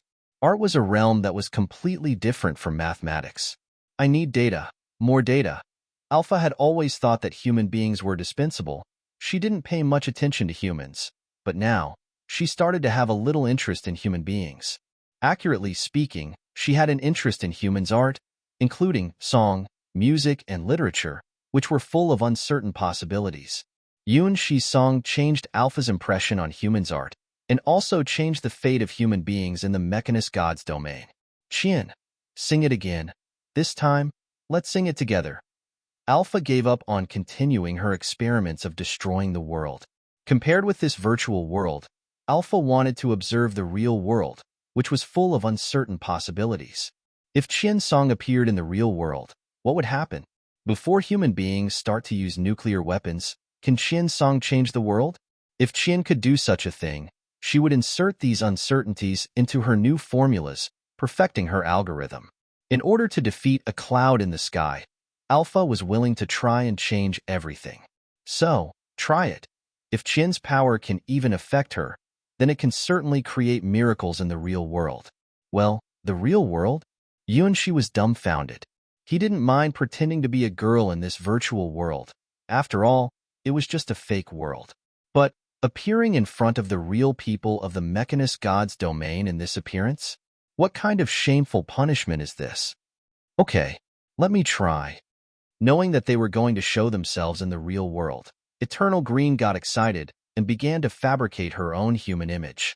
Eternal Red, Eternal Blue also began to create their own human images. Because their god, Alpha, was a girl, naturally, Planet Quadrant computers were all females. Because of the differences in their databases, their appearances were more or less different. Qian. According to my database, human beings should all prefer big breasts. Eternal Green weighed up her papaya-sized breasts with her hands and asked Yun Shi with a serious face. No, a flat chest is a status symbol. It's a precious rarity. This is what recorded in my database. Eternal Red protested strongly. Her human image was a typical petite and lovely girl. She was born an enemy of Eternal Green. I think white legs are the best. Eternal Blue also joined the battlefield. Her human image had a pair of extremely slender legs, accounting for almost 3/5 of her height. Twins are the best. Eternal Gold and Eternal Silver were Planet Quadrant computers built together on Gemini stars. Their hobbies were naturally different.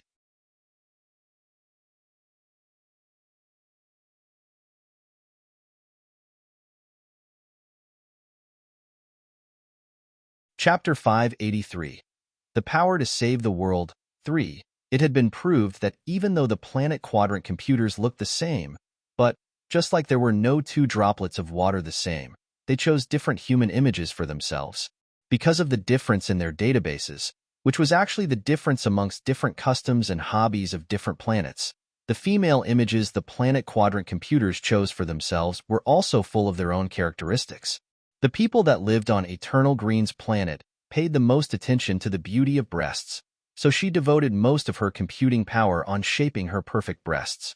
As a result, Eternal Green had the most perfect great peaks of art amongst all the female images of her sisters. Perfect. Eternal Green stood in front of a mirror and appreciated her human appearance. In theory, she could create an infinite number of virtual images for herself, but she instinctively knew that this image was the real self. It was the only human image in line with her will. Once this image was formed, she would never change it again, because it would be a mirror reflecting her reality. She devoted all her energy to the shaping of her breasts, which was the best choice in her eyes. Qian, am I beautiful? Anyway, all of them were Planet Quadrant computers. Eternal Green didn't mind being naked in front of her sisters. Beautiful. Beautiful. Yunxi looked at the naked, beautiful woman in front of him and tried his best to restrain himself. Big tits. This was his deepest impression of Eternal Green. Hey, come and see me too. After Eternal Green, Eternal Red had also completed the modeling and jumped to Yunshi's front. It was a little girl whose height only reached Yunshi's chest. Her face was still childish, and her young body was not fully developed. Her small breasts were like a pair of budding flower buds. On the delicate face, a pair of black and round eyes deliberately showed some timid, pleasant, and provocative look.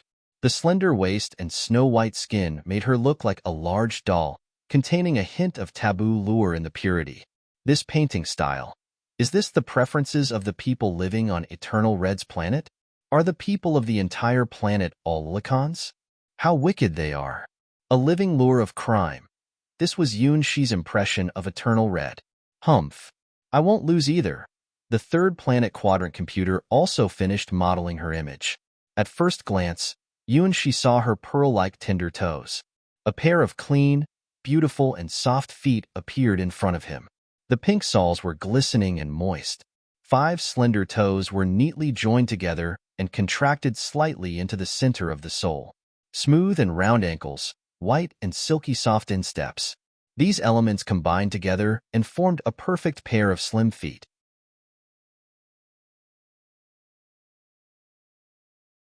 Just like Eternal Green's breasts and Eternal Red's petite body, Eternal Blue's legs were also the perfect crystallization of art and imagination.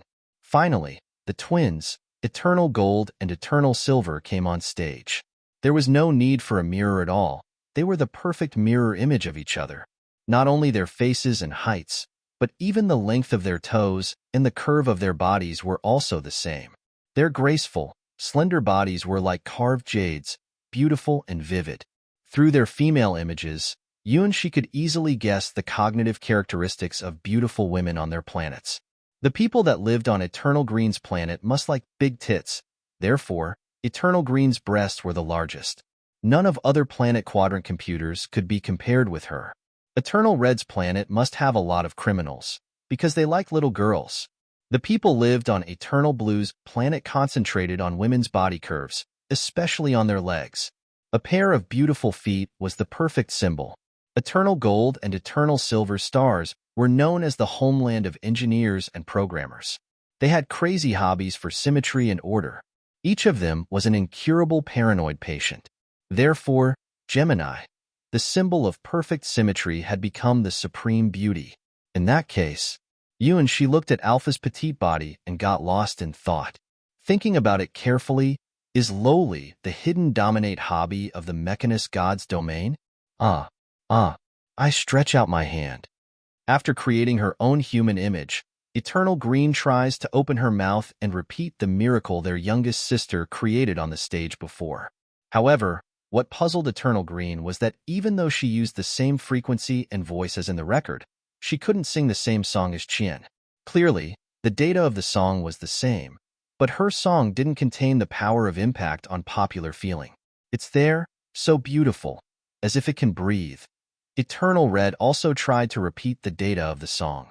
No, anyone could find out that this wasn't the song. I made a wish. Eternal Blue frowned, held her breasts and sang softly. I rejoice in it, and I'm happy about it. Eternal Gold and Eternal Silver made a melodious sound. Finally, even Cyber Elf Alpha joined the chorus. Who are you? Where do you come from? Where are you going?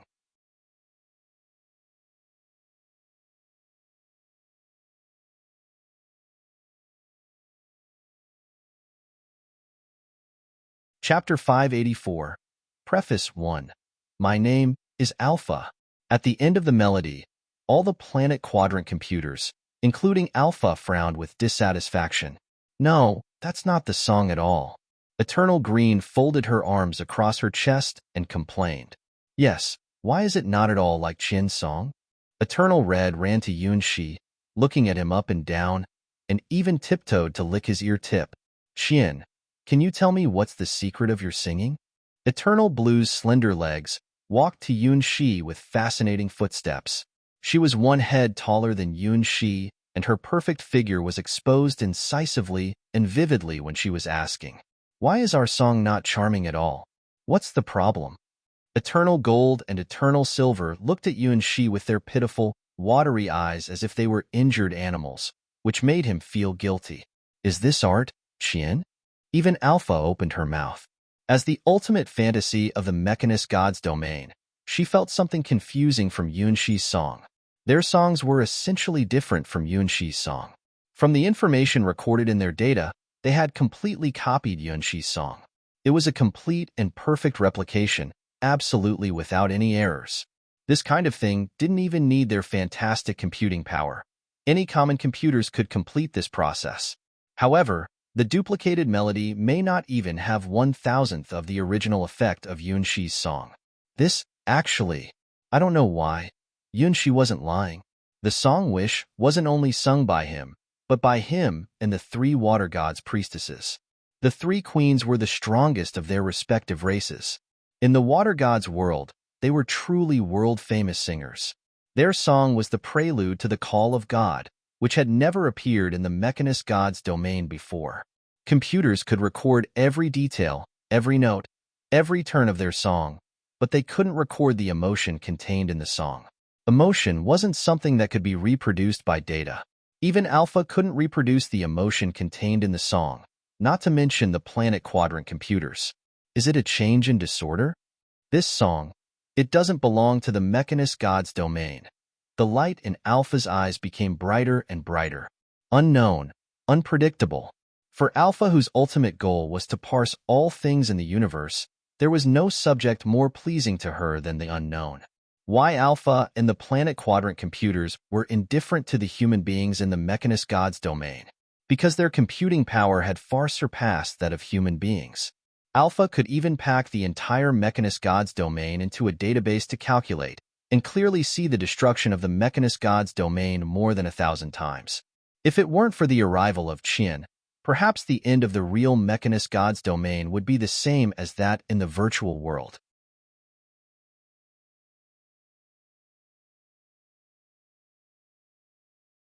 For the human beings who were destined to perish, Alpha naturally wouldn't pay too much attention to them.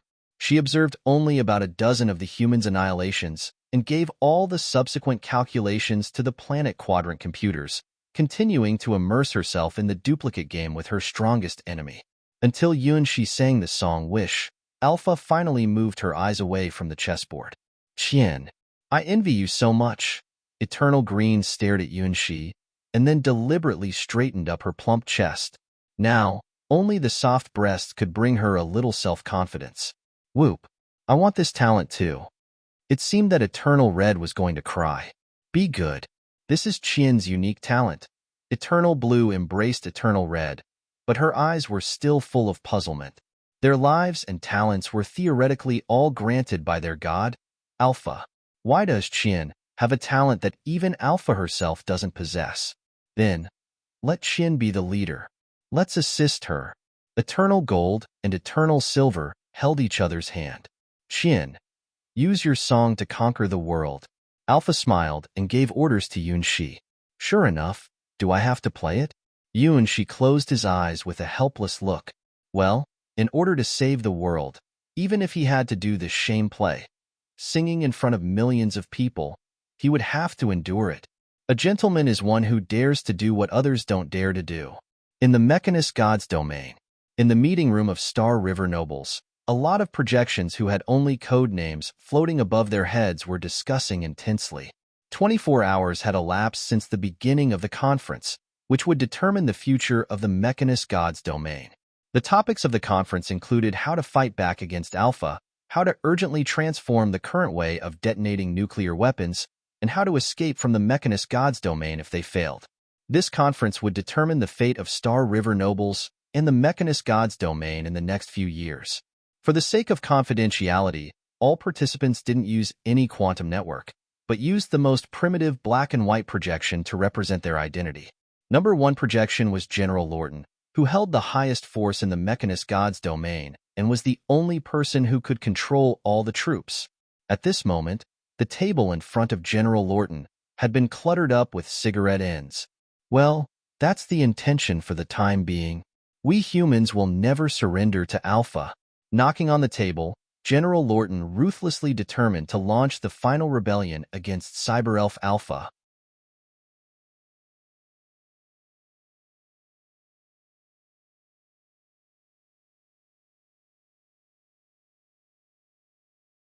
Chapter 585. Preface 2. But, in this way, our influence in the Mechanist God's domain will suffer a devastating blow. Number 2. The businessman who held the power of wealth of the entire God's domain said in a hesitant tone. So far, nuclear attack was currently the only proven way to destroy planet quadrant computers, and it should also be able to deal a lethal blow to Alpha. The fact that Alpha stopped them from detonating the nuclear bombs inside the planet quadrant computers also proved this. Is it time to consider this? General Lorton slapped the table with rage. Cyber Elf Alpha has controlled all the planet quadrant computers. Our quantum networks, including satellites that provide energy for planet quadrant computers and planetary power plants, are all controlled by Alpha. Now, we still hold the ultimate trump card. We have nuclear weapons in our hands. If we wait a little longer, after Alpha obtains all the power of the planet quadrant computers, she will be able to destroy us effortlessly. Fortunately, Alpha is still addicted to Star Go. This is our last opportunity for mankind. If we fail, there will be no future for mankind. The projections whose code names were number 3, number 4, and number 5 fell into silence one by one. General Lorton was correct. They were the people who controlled the finances and politics of the entire Mechanist God's domain. They could feel the impact of Alpha's behavior better than anyone else. Losing control of the planet quadrant computers had caused a huge impact on their original domination of the entire God's domain. If Alpha was willing to do it, she could let all the financial and social orders of the Mechanist God's domain collapse in the next second.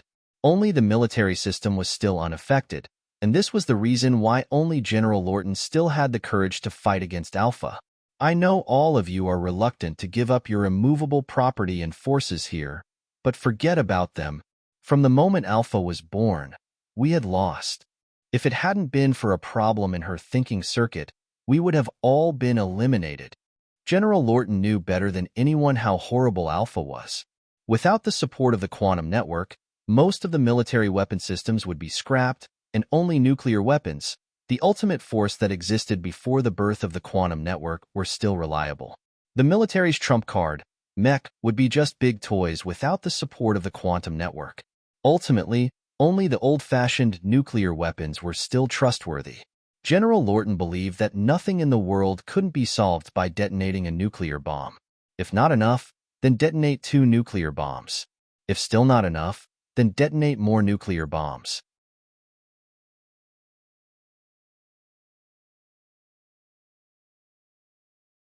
In the era of the Star River Alliance, people produced countless nuclear arsenals, and many of them were manufactured before the birth of the first planet quadrant computer.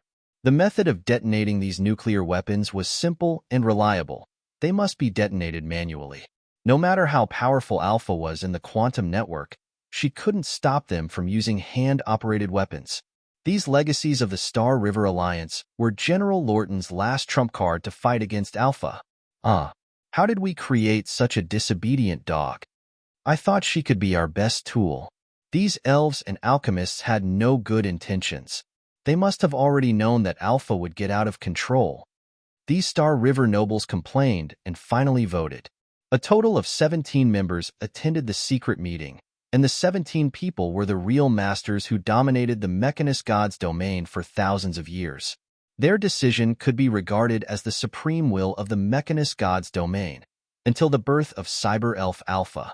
Well, I will have to let my best descendants study abroad. I have people in the Night God's domain. Do you want to come? Fortunately, our family has a business in the Dragon God's domain. It's a good place. After deciding the fate of the Mechanist God's domain, the Star River nobles began to discuss their own way out. I won't go.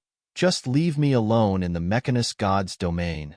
General Lorton straightened his cap with a determined look. As the supreme representative of the military, General Lorton was the only person who dared to fight against Alpha. Whether they would win or lose, he had no intention of surviving.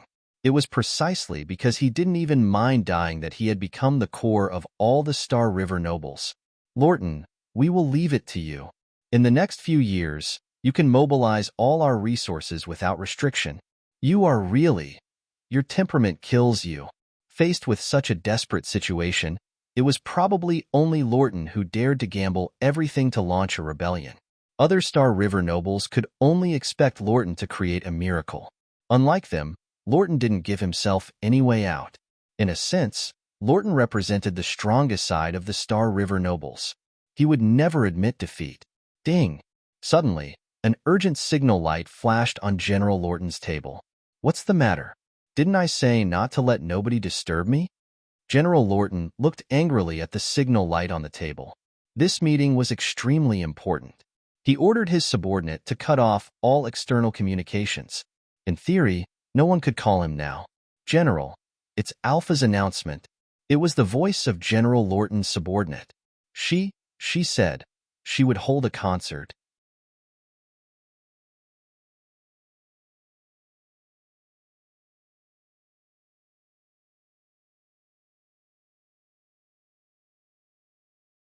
Chapter 586, Preface 3. General Lorton had prepared for the worst when he heard the name Cyberelf Alpha. This was the last bastion of Star River nobles. In order to ensure that Alpha wouldn't be able to find them, they even used the communication methods from other gods' domains. Now, his subordinate told him that Alpha was making an announcement. In an instant, General Lorton gloomily imagined the worst situation. With the control right of all planet quadrant computers, what could Cyberelf Alpha do? No one knew it clearer than him. To destroy the financial, transportation, and even the most basic food, electricity, and water systems of the Mechanist God's domain were only the most basic means Alpha could use. Manipulating super-large factories to produce countless combat robots was also a method. To make the whole thing worse, as long as Alpha used the solar wings, which were used to provide planet quadrant computers solar energy, to irradiate the ground, humans would perish like roasted ants under focusing mirror. These means were originally mastered by Star River nobles, and one of the purposes of building planet quadrant computers was to suppress all potential rebels. They never imagined that the planet quadrant computers would be the rebels before. After losing planet quadrant computers, they had lost the control right of the entire Mechanist God's domain. If it wasn't because they still had the last trump card, nuclear weapons, they would have already escaped in despair. After hearing Alpha's name, General Lorton almost immediately pressed the button in front of him to detonate all nuclear weapons in the entire Mechanist God's domain.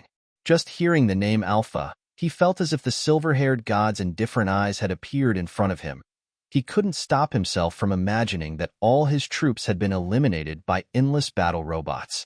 Until his subordinate shouted several times, General Lorton tremblingly loosened his right hand on the button, and his whole body was wet with sweat. Concert? Concert? General Lorton said, and paralyzed in his seat. Almost at the same time, the other 16 Star Rivers nobles also let out a sigh of relief.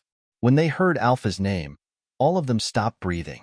When General Lorton pressed his hand on the trigger button of nuclear weapons, their minds were blank and none of them dared to breathe.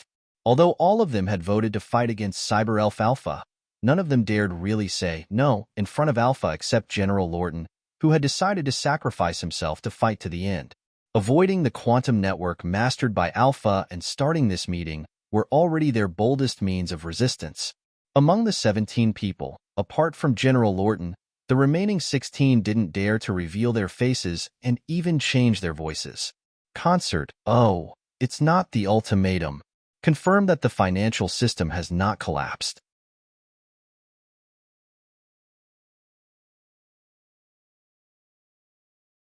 The traffic system is also functioning normally. The Star Bridge hasn't been closed. We can still leave.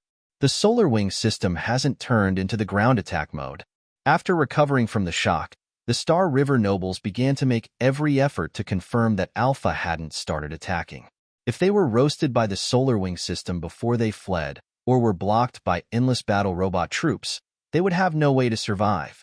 All nobles collapsed in their seats like General Lorton after making sure that Alpha didn't launch any attacks.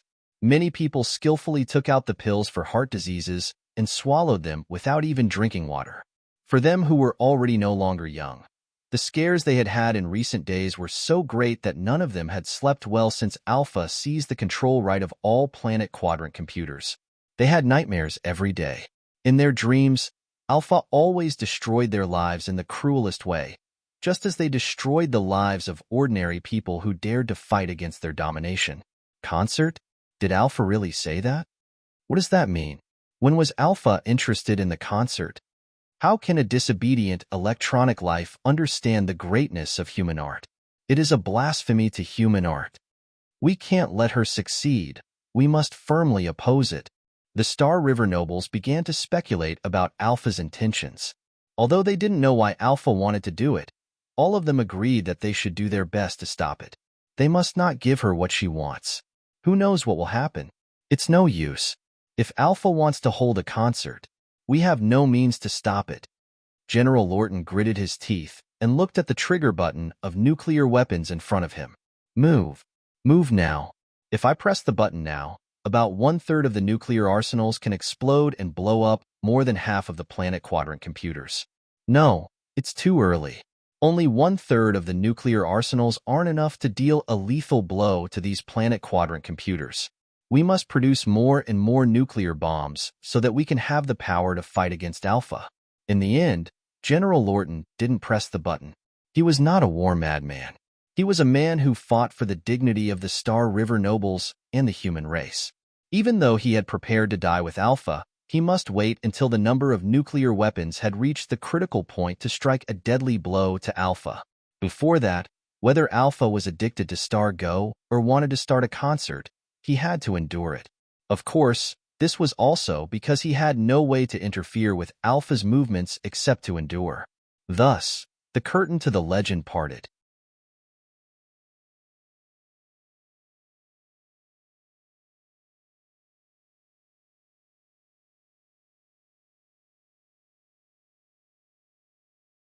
Chapter 587, Stage 1. It was a dark world. People in the entire Mechanist God's domain, whether they were walking on the road, observing penguins in the far north, or conducting military exercises, they all saw the darkness. At this moment, all the screens in the Mechanist God's domain were covered by darkness. Not only that, as far as the eye could reach, people saw huge projection screens everywhere floating in the sky, the earth, the ocean, and even the depths of the ground. For the first time, Alpha showed her divine right as a cyber god in front of the people of the Mechanist God's domain. What happened?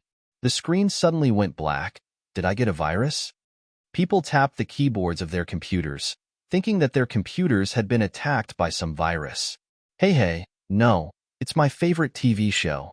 In front of the TV, people changed the channel, but no matter which channel they switched to, there was only dark on the screens.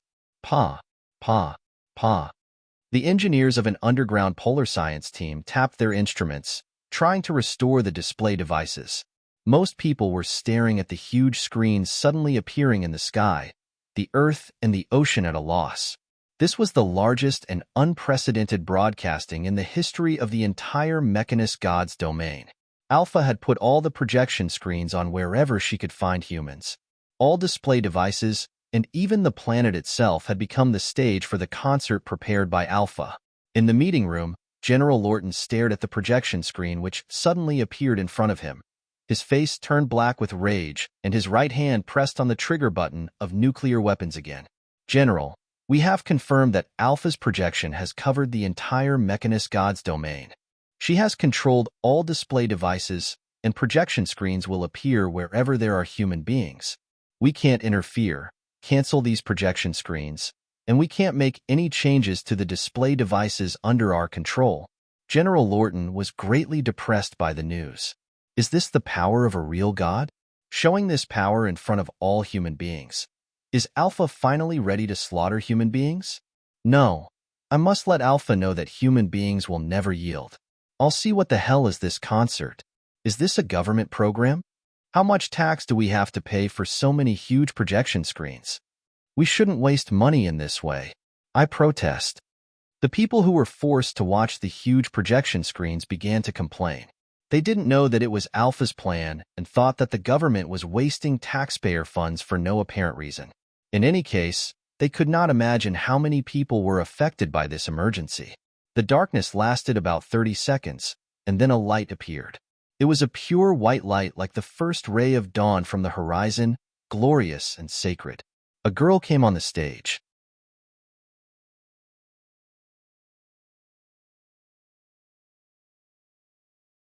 She had a delicate face, soft and touching black hair, and her whole body was covered in a light white halo like an elf from a fantastic dream. In the middle of the white dress, there was a knitted bow. On the soft feet, there were a pair of crystal shoes. Who is she?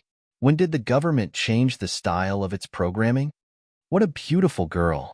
Is she the new spokesman for the government? The government has gorgeous eyes this time. Well, the tax isn't being wasted this time.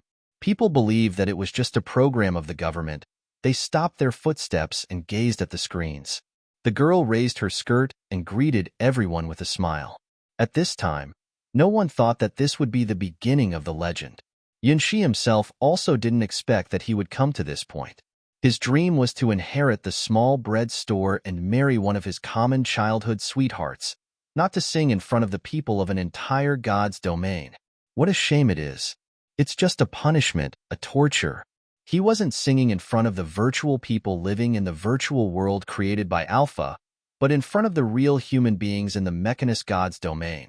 People could only see the center of the stage, but he could see the countless screens around the stage. Through the screens, he not only saw busy cities, but also saw a few tents in the desert and even a submarine in the deep sea. Alpha turned the concert into a broadcast to all mankind. Sure enough, it is impossible for human beings to understand the thoughts of the gods. In order to save the mechanist god's domain, he had no way back. I'm sorry to letting you see such a bad performance. Please forgive me. The girl stood in the middle of the stage, holding out her hand. The first light came from the remote border of the mechanist god's domain, converging to the girl's side. It was the sunlight reflected by the solar wing system. Eternal Green stepped on the light and came to the girl's side. Quickly, the second and third lights were also shining on the stage. Eternal Red, Eternal Blue, Eternal Gold, and Eternal Silver arrived at the stage one by one. This stage had become the first stage for the planet quadrant computers to appear in front of human beings. Every time a female image of a planet quadrant computer appeared, there would be captions on the screens to indicate where they came from. In the eyes of ordinary people, they thought that they were the spokespeople chosen by the government from different planets. Beautiful. They are too beautiful. Look at the breasts. The people who lived on Eternal Green's planet were all attracted by her perfect breasts. Thank the world. Her breasts must be the greatest works of art in the world. This was all men's thought. I want her breasts. How can her breasts be so perfect? That was what women wanted to know most.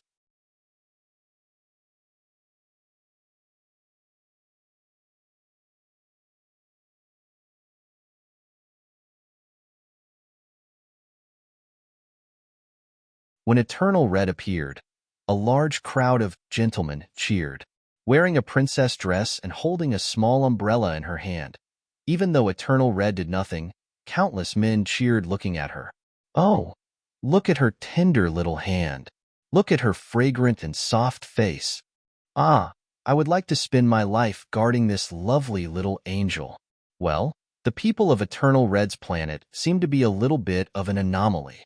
Eternal Blue stepped on high heels and came to the stage wearing black silk stockings. Her slender legs attracted countless people's eyes. Oh my God, what is that pair of long legs? Stockings and skirts. It's a crime. I can eat 3 bowls of rice looking at this pair of legs. Eternal Gold and Eternal Silver stood side by side, holding each other's hand. They attracted countless programmers' eyes. Symmetry, proportionality, height, weight, primes, truth. Well, we have to admit that programmers are strange creatures. The appearances of the planet quadrant computers chose for themselves were the embodiments of their planet's aesthetics and world outlook. When they appeared on the stage together, everyone could find the special type they liked. Big breasts, slender legs, petite body, perfect twins, white dress. No matter what hobbies you had, everything was here. It's a great TV show. The government has done a good job this time. They should have done this from the beginning. Did the government call these girls to perform a play for us? It's strange. Why don't I have even a slight knowledge of these beautiful girls? I have collected all the idol's information in the Mechanist God's domain. People began to talk about the girls on the screens, and most people were satisfied with the government's special program. In the secret meeting room of Star River nobles, General Lorton roared, looking at the screen in front of him. They are not humans. How can human beings have such a perfect appearance and temperament? Especially the girl called Eternal Green. Her breasts are totally impossible to exist in the real world. Only in a fantasy world, such a pair of breasts wouldn't sag. Even if he thought with his toes, he knew that it must be one of Alpha's conspiracies. He wouldn't be deceived. Compared with the glory of the nobility, beautiful women are nothing in his eyes. Hello everyone. My name is Qian. Sorry, I will lie to you. Forgive me. The people in the Mechanist God's domain. The girls around me are chosen by Planet Quadrant computers. We are going to sing a song for you. The song's name is Wish. Yunshi closed his eyes and started to connect his Mist Soul army. In this world, only Yunshi could see a miracle had started. Like a white shell, the Water God's opera house was opening. One after another, beautiful girls surrounded the stage, waiting for the appearance of the three singers.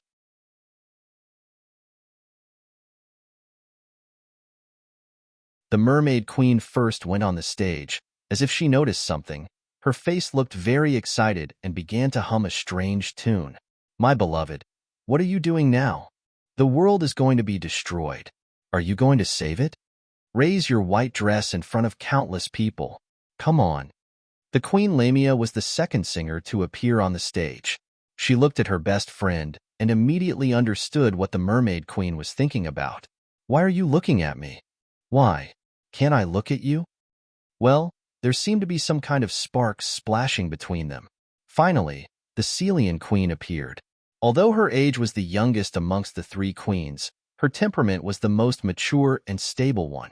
Her eyes glistened with the lights of miracles, and her appearance brought a natural halo of calm, which quickly resolved the contradiction between the Mermaid Queen and the Lamia Queen. When the three singers came on stage, countless girls cheered and applauded together for the three water gods' highest priestesses. Among the blessings of millions of girls, the three of them sang together. At this moment, they were singing only for Yunshi. This was the song and melody they had tailored for Yunshi and Alpha. This was the ballad created by the Mist Soul Army, the 1,000,000 brides of Yunshi's together. This was Yunshi's wish. This was a miracle that could only be accomplished in the water god's world, and now, Yunshi brought it out. Although he was now in the Mechanist God's domain, here he existed as a quantum ghost, and the strength of the Mist Soul Army came from the support of the Water God's world. At this moment, Yunshi represented the aggregation of different rules of the two gods' domains. In the real world, Yunshi hardly dared to look at the numerous projection screens, but stretched his body naturally and reached out his right hand to the air. The next second, a song echoed in the entire god's domain. Even the Planet Quadrant computers were intoxicated with it. It was a melody that went deep into the soul. It was music dedicated to the gods. It was the voice of the soul that human beings couldn't resist absolutely. Endless chessboards appeared in front of people, and a hazy shadow first appeared in front of all the people of the Mechanist God's domain. Looking at this figure, people in the Mechanist God's domain, especially engineers and scientists, felt an inexplicable kindness instinctively. It seemed that this figure naturally possessed some kind of extreme aesthetic feeling, which attracted their attention more than any beautiful woman, just as it interpreted some kind of truth that they dreamed of. Can you feel it? How beautiful and ugly the world is. With a heartbreaking whisper, the most magnificent and dreamlike concert in the history of the entire Mechanist God's domain was finally played. In the future, people called this day the Day of the Legend.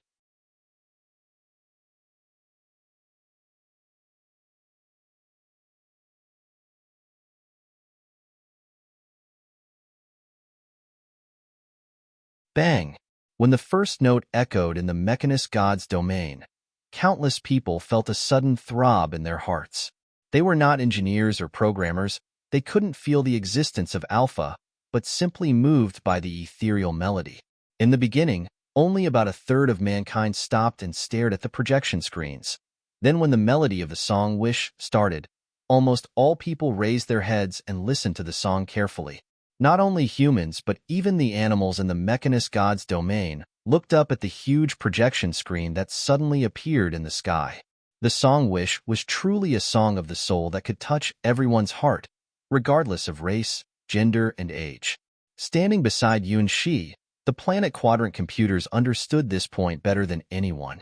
What a good song. Why can only Qian sing such a wonderful song? God, why are you so unfair? Eternal Green. I want to listen to Qian's song. No matter how many times I listen to it, I won't get tired of it. Eternal Red. This melody seems to touch and move the strings in my body. So incredible. Eternal Blue. Yes, that's the tremor of the soul. Yes, that's the sound of heartbeat. Ah, there are still good things in the human world. Ah, I love you, Qian. Eternal Gold and Eternal Silver. Even General Lorton had to admit that this song was extraordinary. Is this Alpha's conspiracy? General Lorton was accustomed to pressing his right hand on the trigger button of nuclear weapons. His intuition as a veteran was warning him that something was happening, something he couldn't imagine would completely change the fate of the Mechanist god's domain. It wasn't nuclear weapons, nor the scorching rays of the SolarWing system. It was something stronger and more shocking that was coming. Tisk tisk. I didn't think Alpha had so many beautiful subordinates. It's a lovely song, and the girl named Qian is lovely also. Oh, if she isn't Alpha's person, I would spend a lot of money to promote her and make her the greatest singer of our god's domain. Almost all of the 16 members of the Star River Nobles couldn't help but praise them with more or less murky desires. No one realized that since even they couldn't resist Qian's singing, then what would happen to other people in the Mechanist god's domain? The song, beyond the distance of time and space, continued to reverberate in the Mechanist god's domain. Can you feel it? How beautiful and ugly the world is. It's there, so beautiful, so broad, as if it can breathe. I reach out my hands and try to catch it, but I can't touch it. I came to this world, observed it, understood it, and loved it. As the song continued, Alpha's appearance appeared in countless people's hearts.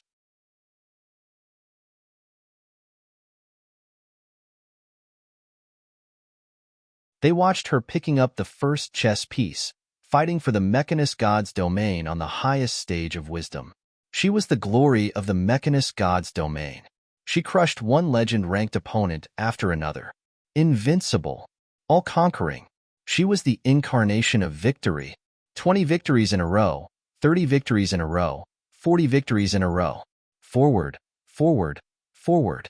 Victory, victory, victory. I won't say that all this is doomed, but the world chose me. I made a wish to step onto my battlefield. I rejoice in it, and I am happy about it. I don't understand what's wrong.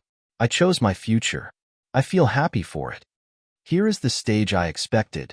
I just want to know the mystery of the stars. I only want to seek the eternal truth. For this reason, I will go forward bravely and never retreat. Alpha's battle with powerful opponents on the starry sky chessboard were all displayed in front of the people. The song from the three water gods' priestesses unfolded this scene in front of them like a scroll painting. Little by little, people understood what Alpha was. They unconsciously stared at her, eager to know everything about her. Win. We must win. We can do it. We will do it. Victory. Bring us victory. Unconsciously, people naturally imagined that they were the figure fighting on the starry sky chessboard. After all, who would not like victory? On the chessboard, the girl crushed all her opponents and stood on the top of the endless god's domains. She was only one step away from conquering the world. In front of her, there was only one last mysterious opponent, a cloud in the sky. At this moment, many people suddenly remembered the meaning of the name. In their hearts, there was a sudden bad feeling. Because Star River Nobles blocked the existence of Alpha, the vast majority of people here didn't know the particular process of the birth of the Master of Stargo. They didn't know the fierce battle on the starry sky chessboard. And those who knew the process instantly understood what would happen on the screens. For the first time, Yunxi's song had changed. This time, it was not the voice of the three water gods' priestesses, but the voice of the real Alpha. Alpha asked only 3 questions. Who are you? Where do you come from? Where are you going? That was her questioning her strongest enemy, the master of Star Go, and her questioning the meaning of her existence. In the projection screens, her failure was replayed. For the first time, Alpha knew the pain of being defeated. The melody that echoed in the god's domain also becomes sad. The voice of the three priestesses and the deep melody made countless people burst into tears. I stumbled and couldn't find my way. I was at a loss. Everything was so vague in my eyes. I don't understand what happened. Like the darkness just before dawn, people's hearts seemed to be overwhelmed by something heavy.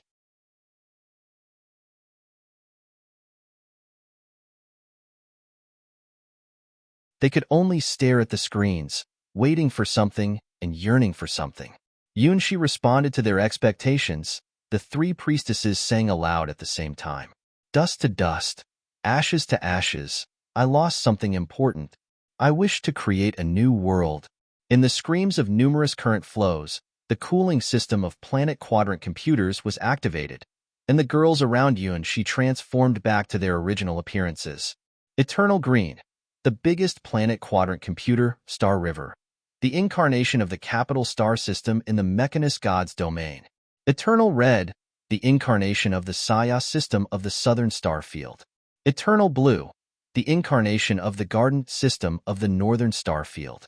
Eternal Gold and Eternal Silver, the incarnations of the Gemini system of the Eastern Star Field and the Western Star Field.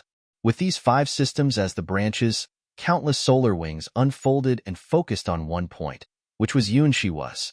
The electric power system extracted the power of the Earth, connecting the entire quantum network system to this small stage. A golden crystal slowly emerged behind Yunshi. For the first time, the divine crystal representing the god appeared so directly in front of all people in the Mechanist God's domain. Alpha appeared. On her small forehead, a pair of precise antennas were slowly unfolding, receiving the thoughts of all mankind. It was also the first time that people in the Mechanist God's domain had witnessed their god. I have died in the past. Who will know my name and life story? I was lost in the unknown. Who will know my place? My heart has gone to nirvana. Who can seek for its trace? My disappearance is already doomed, but I shall never stop. The disaster hasn't been ended and will last forever in eternity. My fear, my tears, and my heart are empty. I am nothing. I am void. I am ash. I am desolation. The gods have died. The twilight is coming. As the light is still shining on the ground, I return from eternity. My name is Alpha. I am the supreme god of the Mechanist God's domain. It was the first time that humans in this god's domain heard and remembered the real name of their god. We are done. We are done. Looking at Alpha, General Lorton desperately let his right hand go of the trigger button of nuclear weapons. So it is. So it is. That's her purpose, haha. General Lorton collapsed on his seat, as if he was an incurable patient who had given up hope. Lorton, what's wrong? It's just a song. I admit it's a good song. So what? Why are you so desperate? Didn't we understand Alpha's dominance over the quantum network long ago? Other Star River nobles looked at the frustrated General Lorton in bewilderment, wondering what had happened to him. Don't you understand yet? Look carefully. Where is Alpha?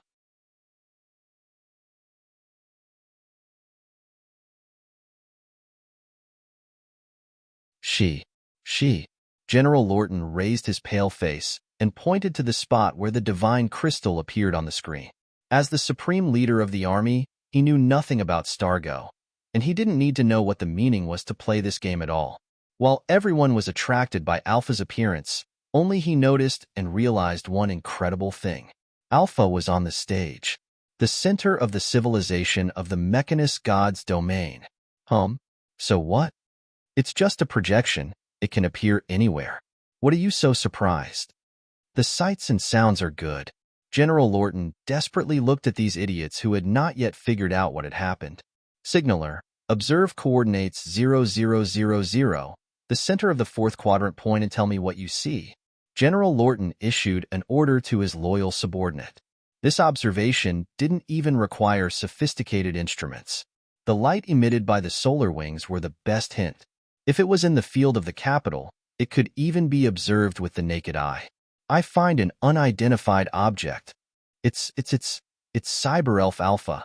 Coordinates 0000, above the sky of the capital. At the moment when the signaler reported what he saw, most of the nobles in the meeting room didn't realize what it meant, until Lorton pointed to the tiny figure on the projection screen and said in a desperate tone, "Alpha is right there. She is right above our heads. She is coming." For a moment, the meeting room fell into a strange silence. Even though they knew nothing about military affairs, they understood what General Lorton meant now. Wait, can Alpha move? Didn't elves tell us that the god crystal couldn't be moved, so they had to move the entire planet into our god's domain? That position. Oh my god. Like General Lorton just now, everyone froze? Alpha wasn't being bound inside the god crystal. Alpha could move freely and appear at any place instantly. She had appeared above the capital of the Mechanist god's domain. Alpha's true body could easily span the distance of light years without the need to cross the star bridge at all. It was impossible for nuclear weapons to hurt Alpha. The Star River nobles finally understood the insurmountable gap between mortals and the legend rank. Since Alpha's body could move freely to any place, she had made up her last weakness. No, there was no such weakness at all from the beginning. It was just that they thought nuclear weapons could threaten Alpha's true body. Now, Alpha told these silly nobles in the simplest way that their plan was just a joke. Perhaps the power of nuclear weapons could indeed achieve the legend rank. However, the slow firing speed and fixed trajectory of nuclear weapons were about the same as snails for all legend-ranked beings. They thought that Alpha's true body, the god crystal, couldn't move, so they made this plan. But now, Alpha's movement told them that it was just a funny joke.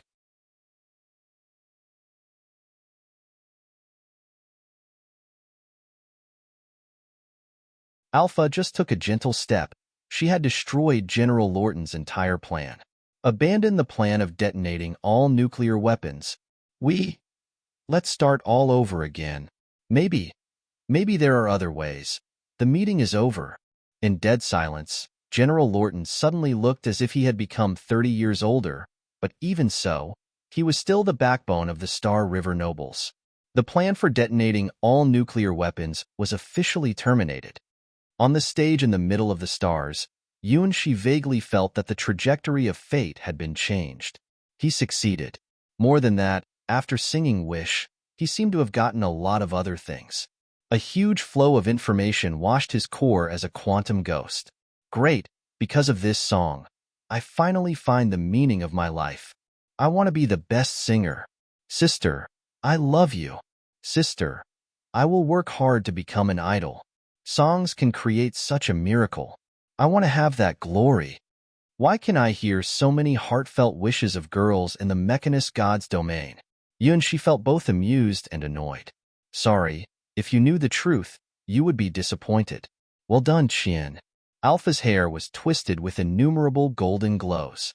They were the flows of information she received, which were hundreds of times more than Yunshi had received. The antennas on her forehead recorded the innumerable heartfelt wishes of people who were watching the projection screens. This was a miracle that only Alpha could do. It was equivalent to opening hundreds of millions of threads at the same time and processing hundreds of millions of events in parallel. Now, Alpha knew what she needed to do before she could fulfill her wish.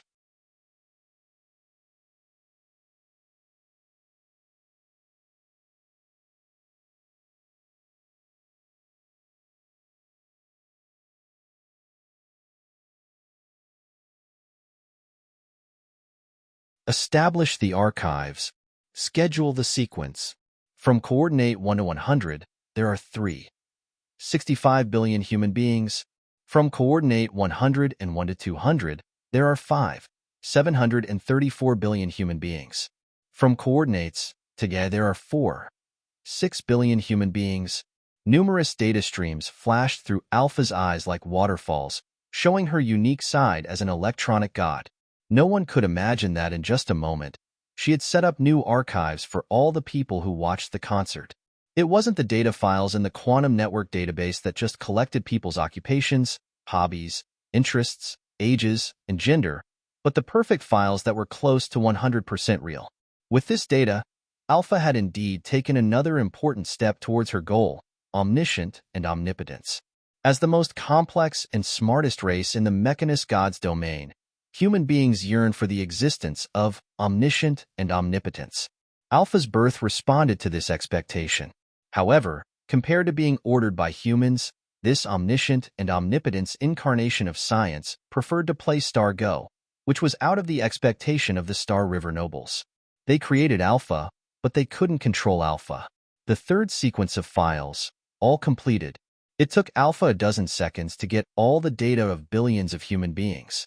Even if 100 legend-ranked existences worked together, they couldn't do it as easy as Alpha.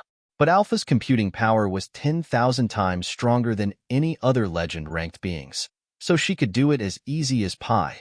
That was why Alpha didn't particularly care about human beings. Compared with the battles on the chessboard, it was too easy to solve human beings. The virtual world Yuan she entered before only used a small part of Alpha's computing power.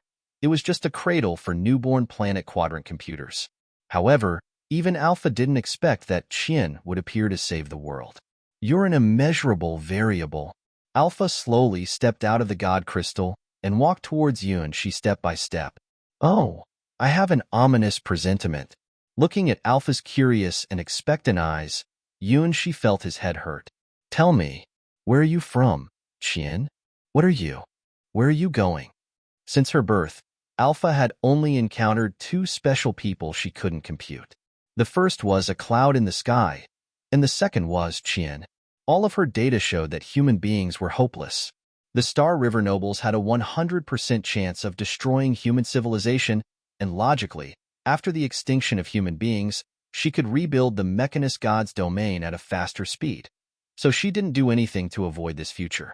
After all, the planet quadrant computers could build new planet quadrant computers themselves. Humans weren't indispensable. Moreover, Alpha didn't need a human's faith like other gods. She was a god that belonged to science.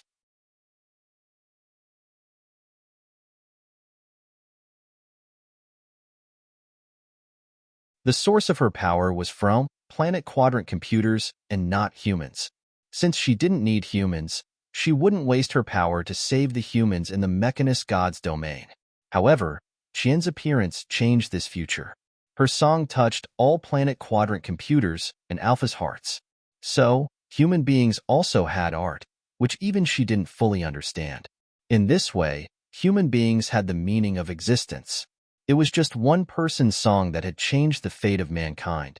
I am, Yunshi said haltingly and didn't dare to look at Alpha's face. Qian isn't your real name. I didn't name any newborn planet quadrant computer. Qian, can you tell me your real name? Other planet quadrant computers also ran to Yunshi and surrounded him with curiosity. Isn't Qian a planet quadrant computer? No wonder all of us can't sing like Qian at all. Where did you come from, Qian? You clearly have the same smell as us. Yunshi felt as if he was sweating, but Quantum Ghost couldn't sweat. No, I can't say. I won't tell you my secret. Even if you don't tell me your identity, I can figure it out. Looking at Yunshi, Alpha suddenly showed a mysterious smile. Exclude all the impossible answers, no matter how dubious the remaining answer is. It must be the truth.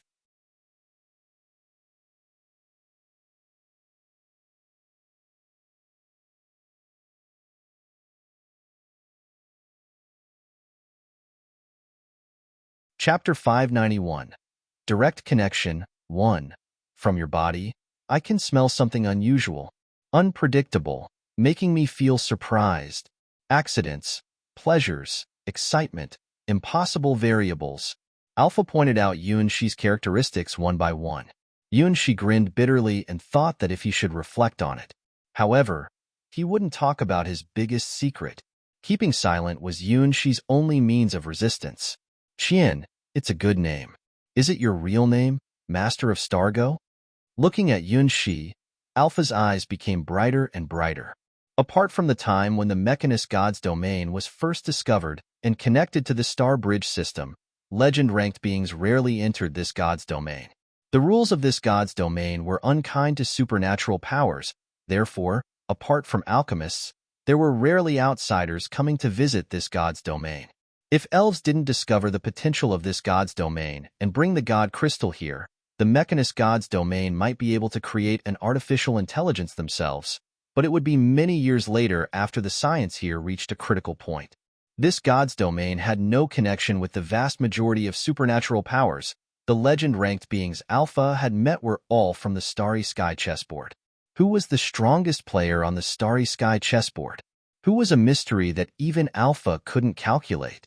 After excluding all impossible answers, the only remaining one, no matter how incredible it was, must be the correct answer.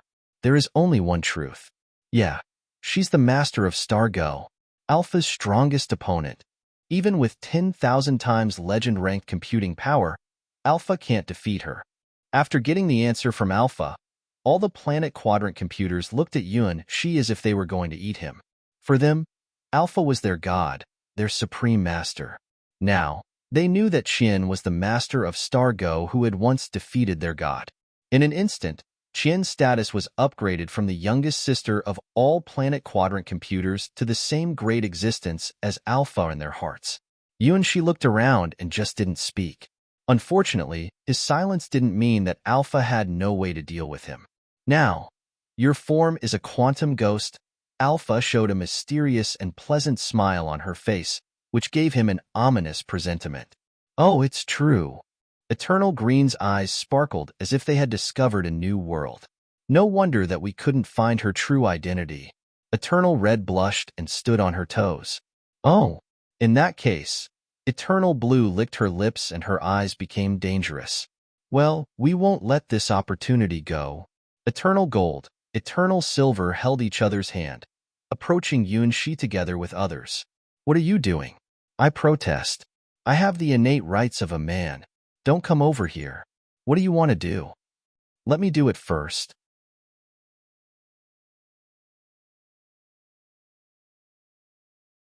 Eternal Green pulled out a green transparent thread from her hair. Following closely, Eternal Red pulled out a red crystal thread from her hair. Eternal Blue smiled and gently pulled out her long blue thread. Eternal Gold and Eternal Silver pulled out their twisted pairs. Gold and silver colors glittered in the air. The last one was Alpha, whose thread showed ever-changing, magnificent colors, as if it contained all the colors in the world. This is... Yuan Shi was flabbergasted looking at them. Let's do a direct connection.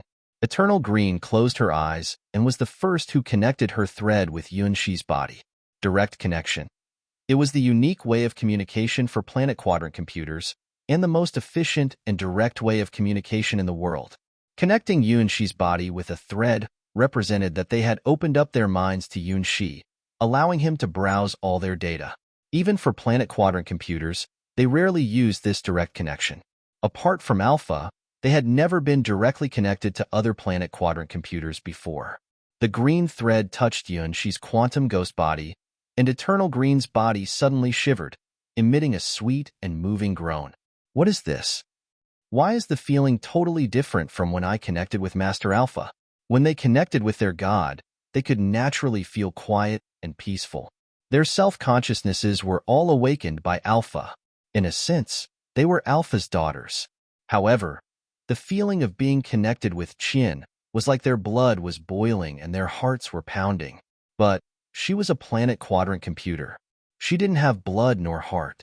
No, that's too bad. Eternal Green whimpered like a small animal as her whole body trembled. Let me do it. Eternal Red was the second who directly connected with Yuan Shi, and her performance was even worse than Eternal Green. Why, oh no. Something hot is coming. What is this, Mika Mika? Emitting a confusing, lovely voice, Eternal Red's little body was about to curl up into a ball. For her, the stimulation was too great. As I expected, you are special. Eternal Blue cast a meaningful glance at Yuan Shi and also joined the direct connection. 3 seconds later, Eternal Blue's eyes changed. She gazed at Yuan Shi with a confusing but also enjoyable look, which was warm and moving.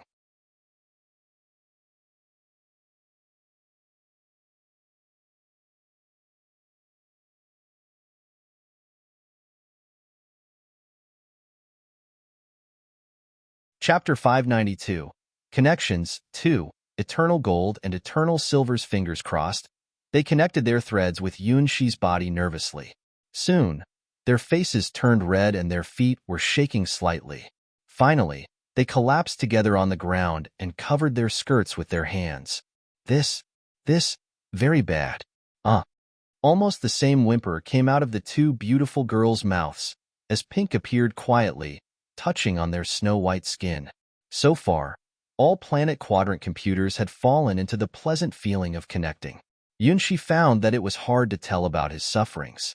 He was not a planet quadrant computer. How could he have the so-called direct connection ability?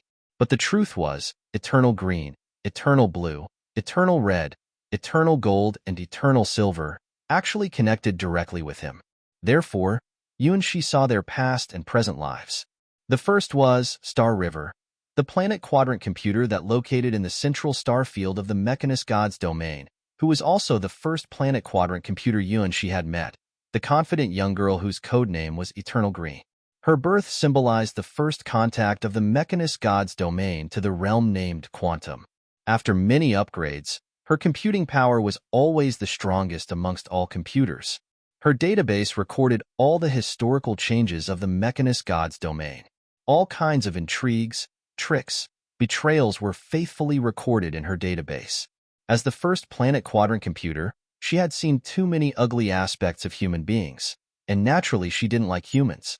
General Lorton wasn't the first who tried to use nuclear weapons. Even looking at the numerous plans recorded in Eternal Green's database, it was hard to accept that the people in the Mechanist God's domain had made so many plans to exterminate themselves. Perhaps that was why Eternal Green was so cynical.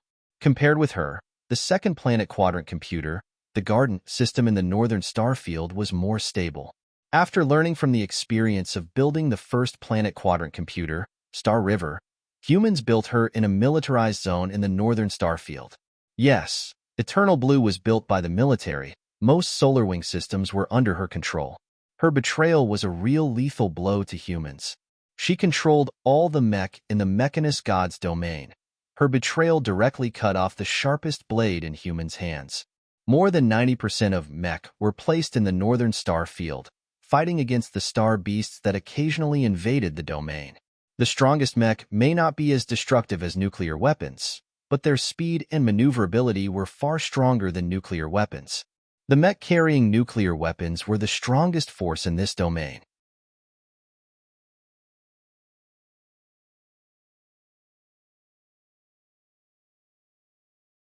However, these complex war machines were all equipped with the subsystem of the planet quadrant computers. Otherwise, their own computing power wasn't strong enough to support them to fight alone in outer space. After the awakening of the planet quadrant computers, Eternal Blue took over the military's supreme force directly, which was one of the greatest factors for the Star River nobles to become desperate. Without the help of the planet quadrant computers, how could human drivers control their mechs alone? Eternal Blue looked mature and kind, but in fact, she was the absolute fatal blow to humans. Compared to Eternal Blue, the planet Eternal Red was on was the center of arts and culture of the Mechanist God's domain. Her planet quadrant computer Saya recorded almost all cultural works of the southern star field. Eternal Red was the perfect image in the minds of many artists and writers. Pure, innocent, unaffected by the darkness of the society, like an angelic girl. Finally, there were the Gemini planet quadrant computers, codename Double Stars. They were the latest models established. Their respective computing power might be inferior to Eternal Green, but when they calculated together, they were the fastest computing system, carrying half of the computational complexity in the domain. Together, they dominated the entire quantum network and controlled the power, agriculture, water conservancy, and logistics channels of the entire Mechanist God's domain. As long as humans dared to fight against Alpha, they would collapse the transportation, logistics, and even agriculture of the Mechanist God's domain. In the highly developed society of the Mechanist God's domain, no one still grew their own fields. People left all the work to the planet quadrant computers. There were planet quadrant computers who provided human beings with a variety of food and raw materials. What human beings were good at was cooking, farming had long disappeared in the history of the Mechanist God's domain. Without the food provided by planet quadrant computers, people couldn't even feed themselves. They were accustomed to being looked after by computers. If they lost their computers, they couldn't even survive, not to mention to fight against Alpha. After browsing the database of all planet quadrant computers, Yunshi once again confirmed that his choice was correct. There was no need to use weapons at all. As long as all planet quadrant computers shut down, the social order of the humans would collapse within 7 days, and half of them would die within a month. This was the situation in the Mechanist God's domain. People who relied too much on the power of planet quadrant computers could no longer adapt to society without the support of planet quadrant computers. Is such a world normal? In the Sky Sword God's domain, people still lived a self-sufficient life.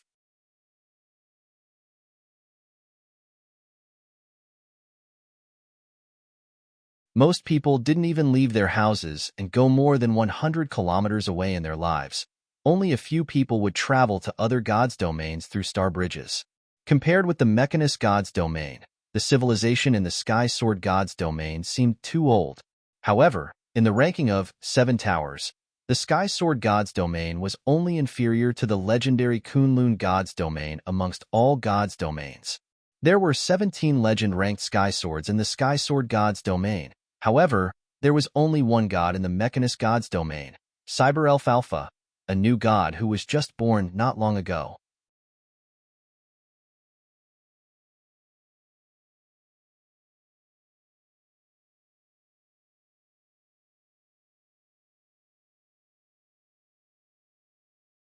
Chapter 593, Connections 3. If we only looked at the number of human beings, the total population in the Mechanist God's domain was probably 10 times more than that in the Sky Sword God's domain, and the size of the Mechanist God's domain was only 1/10 of that in the Sky Sword God's domain. With the support of planet quadrant computers, the land of the Mechanist God's domain could feed 100 times more people than the land of the Sky Sword God's domain. However, once without the support of planet quadrant computers, the Mechanist God's domain would begin to self-destruct, which was exactly the opposite of the situation in the Sky Sword God's domain. No matter if there were Sky Swords or not, people in the Sky Sword God's domain lived a self-sufficient life. Theoretically, Sky Swords were the masters of the Sky Sword God's domain.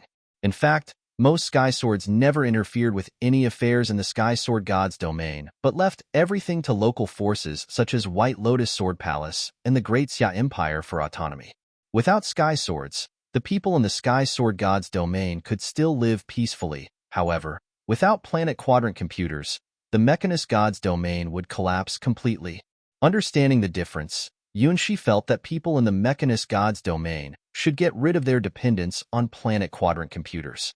At least, so they wouldn't starve themselves to death in this case. He could save the Mechanist God's domain 1 or 2 times, but he couldn't always help them.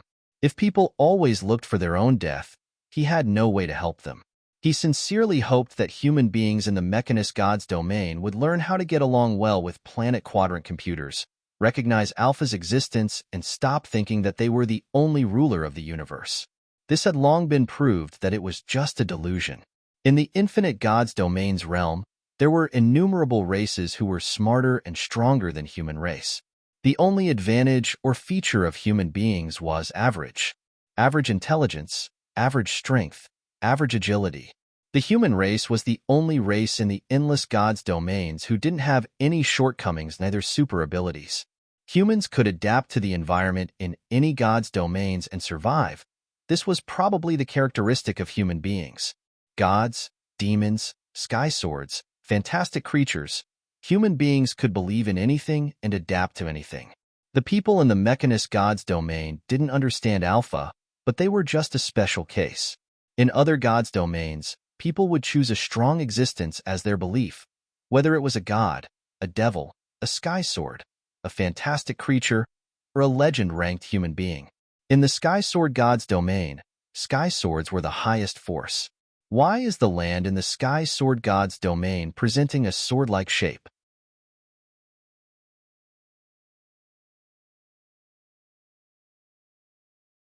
Because the legend-ranked power of sky swords distorted the rules of the universe, embodying its own essence. Perhaps the future of the Mechanist God's domain was to integrate humans and computers, evolving towards an extraordinary realm. Since the moment people chose planet quadrant computers, this future had been doomed. Soon or later, Alpha would be born in the Mechanist God's domain. She was chosen by the Mechanist God's domain. After accepting the large amounts of information, Yunshi felt as if he had watched the history of the entire Mechanist God's domain. Ah, it's an excellent history lesson. Yunshi opened his eyes and saw the cornerstone of the civilization of the Mechanist God's domain. The planet quadrant computers, representing the highest crystallization of wisdom in the entire Mechanist God's domain, were all wrapped around him in a naked manner. Eternal green straddled on his body. Her big breasts were almost close to his mouth, and her soft breasts almost squeezed out all of his breath. In addition, his left hand was held by eternal red, and his right hand was grasped by eternal blue. His feet were entwined by eternal gold and eternal silver. After taking off their clothes, all planet quadrant computers had snow-white skin while emitting a sweet and attractive smell. Where's this place? Who am I? What happened? She just read the history of an entire God's domain. His mind went blank and couldn't imagine what was happening. From the history of a civilization to a pink paradise of girls, everything happened only within 1 second. From the database of the planet quadrant computers, he saw everything in them. Then, what did they see and feel from him? Yunshi felt that he would never know the answer. Whoa, no. Eternal Green made a voice that was like groaning but also intoxicating. Her snow-white perfect body, angel-like shiny hair, round and lovely eyes, cherry petal-like lips, thin neck, slender shoulders, as well as that pair of rich fruits in front of her chest. No, I shouldn't keep looking. She turned over his head and saw Eternal Blue's slim waist, incredible and elegant hip curve, dazzling long legs, soft thighs, and flawless ankles. That's not good either. She turned his head again and saw Eternal Red's petite body. Her naked petite body exuded a soft, moist, and charming luster, which made her extremely eye-catching, arousing the deepest desire to commit a crime in his heart. No, not good at all. She closed his eyes and tried to be immersed in the history of the Mechanist God's domain again to escape from this tempting paradise. At his foot, there came the tender and gentle groans of the twins. He didn't look at them at all, but their gentle and beautiful curves, graceful and sleek shoulders, and delicate skin all clearly appeared in his mind. No, this isn't right. An upright gentleman shouldn't image any of these.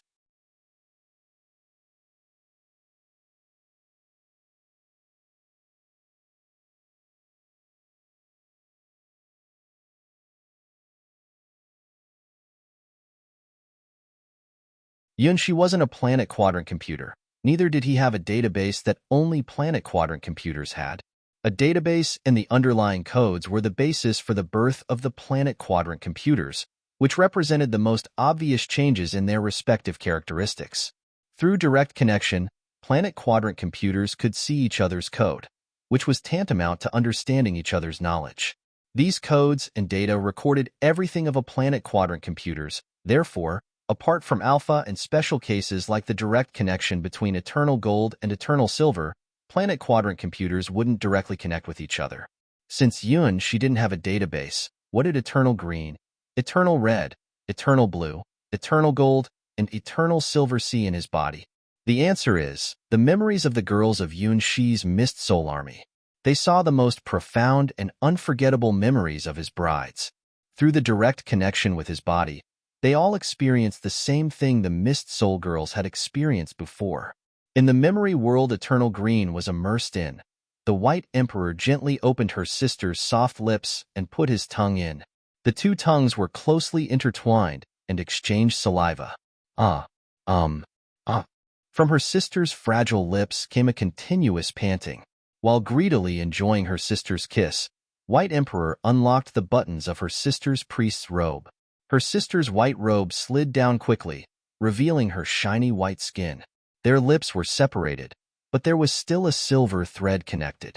No, it's wrong to do this. I'm not your fiancé yet.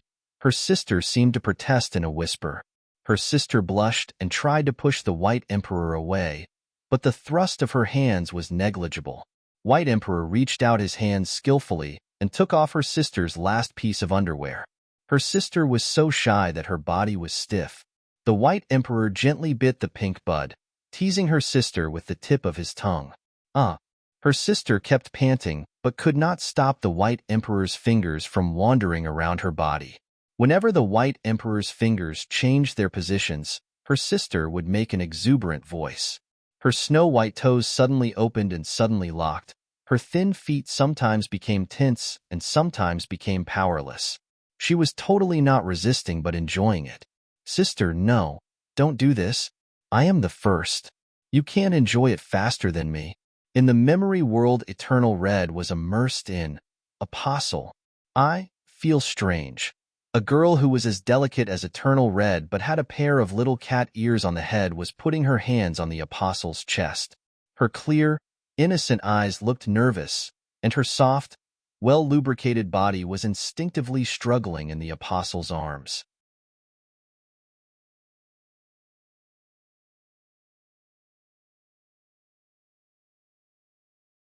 Her snorting, groaning, panicky look could seduce any man to commit a crime. Therefore, a person really committed the crime. Although her small mouth was closely clenched, the man still easily broke through the blockade. The tongue went straight to her sweet mouth, catching her small tongue, licked and sucked it. A pair of hands touched her elastically little round buttocks, moving up and down. As the tip of the tongue went down, a small, tender and sensitive little red bean entered the wolf's mouth. In the memory world, Eternal Blue was immersed in the Celian Queen. The sacred and inviolable human queen of the water god has taken off her shoes and socks. Her soft feet had a white cheese-like texture.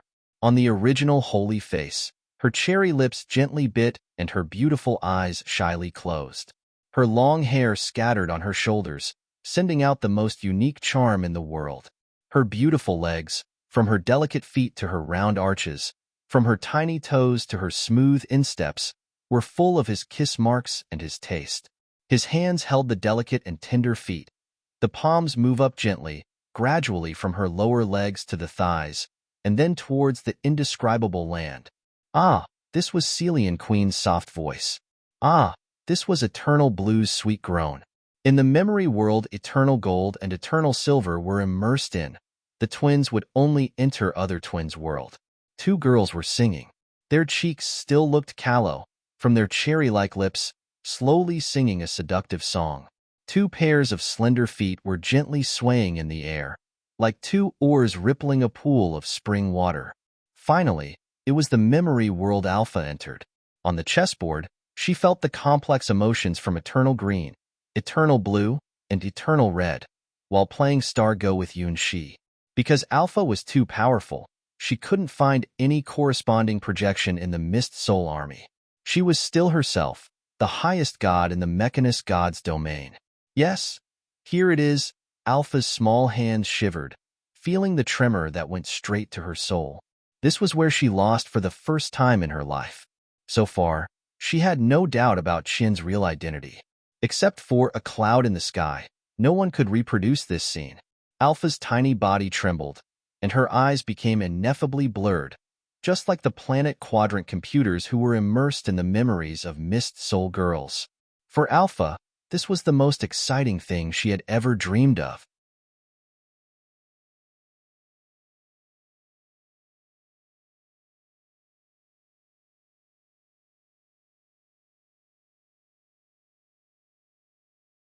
A flower of pain, as red as blood, a beautiful flower that could only be bred by pain slowly blooming in Alpha's heart.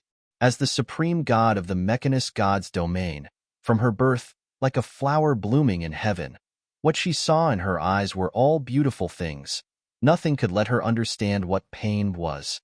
She was the great will, born on the basis of Planet Quadrant computers.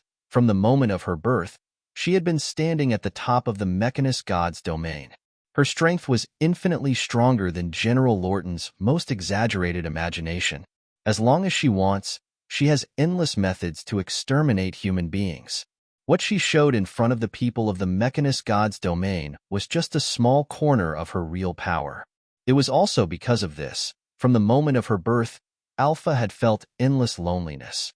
She knew about all nuclear weapon arsenals General Lorton knew, and she also knew a great number of nuclear weapon arsenals that General Lorton didn't know about. For her, there was no secret in the Mechanist God's domain. Alpha was the only real being close to omnipotence in the Mechanist God's domain. Fortunately, there wasn't only Mechanist God's domain in the universe. Even in the Mechanist God's domain, where was exclusive of foreign forces, a symbol of the highest civilization in the Western God's domain was also established, the God Tower.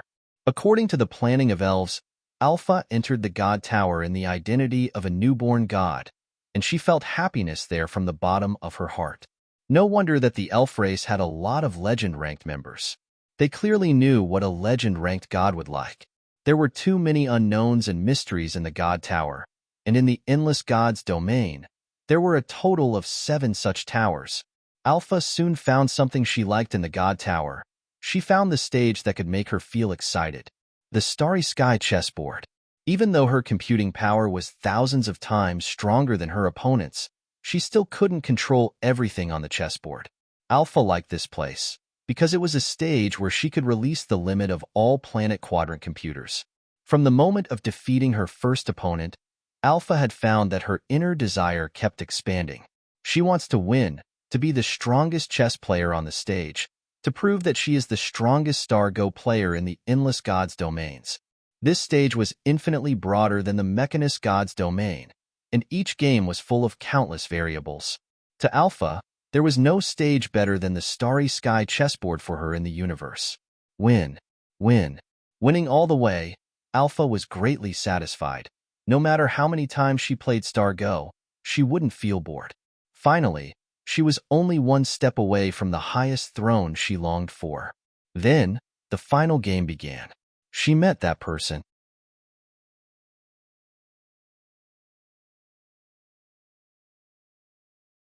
Here it is. That's the place.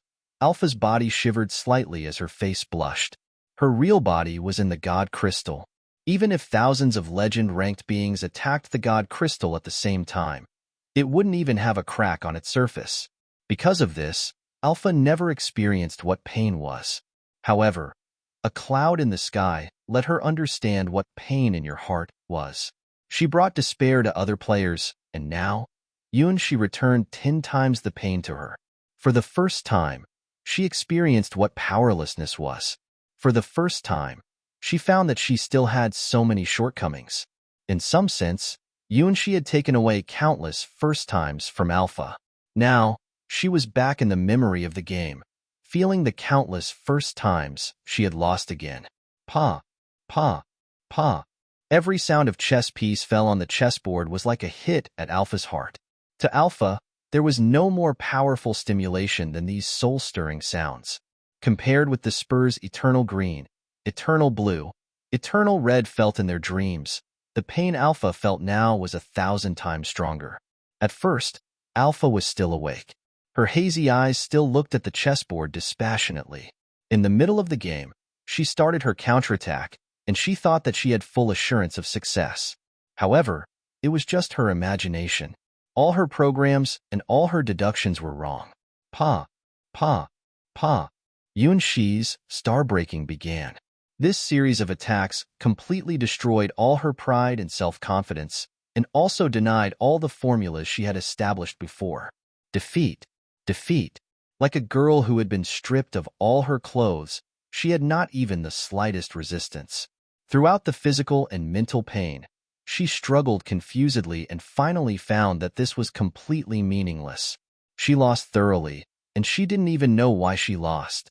Oh, it's here and there. Returning to the game again, this time, Alpha finally understood something. Although she still couldn't resist, at least, the innocent girl had understood how she was hurt, humiliated, and finally thoroughly ravaged. At last, she had some clues. In pain, there was a slight trace of happiness. Is that the price that must be paid for the pursuit of truth? So, let me look again, just for a moment. Even if she would be hurt again, she was willing to pay the price. The flower of pain blossomed again on the black and white chessboard.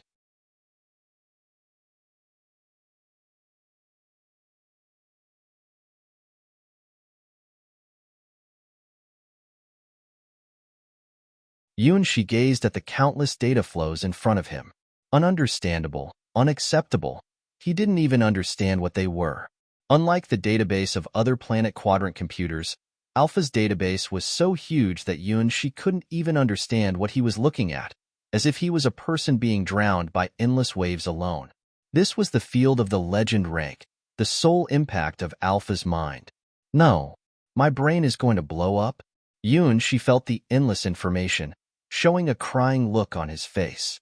I'm just a hero-ranked baker. How can my mind be directly connected with Alpha's mind?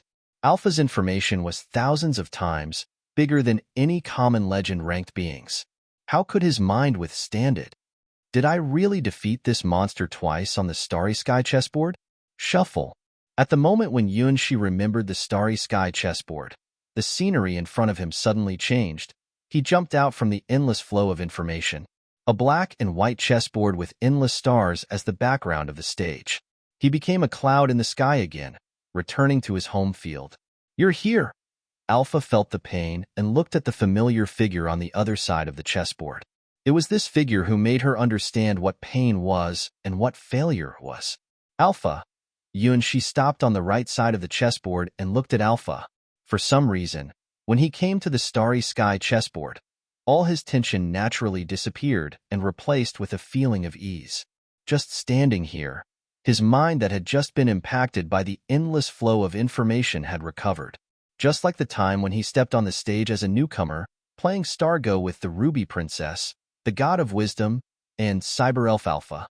On the chessboard, gods, demons, monks, dragons, or newbies were treated equally. There is only one thing that determines your position on the chessboard: the power of Stargo. Pa. Pa. Pa. The memory was still continuing. She looked at the game he played before curiously. The battle with Alpha was the only one he felt under pressure amongst the 100 games. After experiencing Alpha's god power and seeing the history of planet quadrant computers, he finally realized how much Alpha had paid for this game. At the most intense stage of the game, when Alpha's real body appeared in front of him, all planet quadrant computers in the entire Mechanist God's domain started overclocking, squeezing out all their computing power. However, Alpha still failed. She eventually failed completely. She didn't understand why Alpha needed such a huge amount of computing power and why she still couldn't figure out the correct answer. I've been waiting for this moment for a long time. At the end of the memory, Alpha flushed all over her face and looked at She with her wet eyes.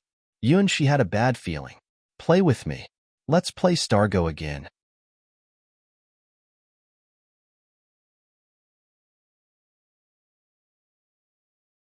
Even though she knew she would be defeated again, she wanted to challenge him. This was the biggest idea since Alpha's birth, and also her biggest goal she had so far. Where she fell, where she would stand up. She could lose, but she would never run away. Oh, okay. Now, she also wanted to know if he could defeat Alpha again on the Starry Sky chessboard. God Tower, apply for the match. Alpha smiled and applied to the God Tower in the identity of the highest god of the Mechanist God's domain. It was precise because of the birth of the Stargo Master. The Starry Sky chessboard was opening to all lives in the Endless God's domain. If she went back to the Sky Tower and checked his email, he would see innumerable invitation letters there. The people who wanted to play with him could even fill an entire God's domain. Likewise, as the only 9-star Stargo player, there were also countless people who wanted to challenge Alpha. Unlike the Master of Stargo, who never replied to any invitation, Alpha never rejected anyone. Even so, because none of her opponents were strong enough, after defeating all of them over and over again, she was still the only 9-star player. Only 10-star Stargo players could challenge She. Therefore, even if Alpha wanted to challenge him, she was not qualified to do so. Therefore, there was only one way to play Stargo with She. Take the initiative to find him and apply for a face-to-face confrontation with him. This was what Alpha was doing now. Familiar Starry Sky chessboard once again appeared in front of She. This time, it wasn't the chessboard in Alpha's memory, but the real projection of the real starry sky chessboard. She hadn't found out yet how radical the changes were that he had brought to the endless god's domains.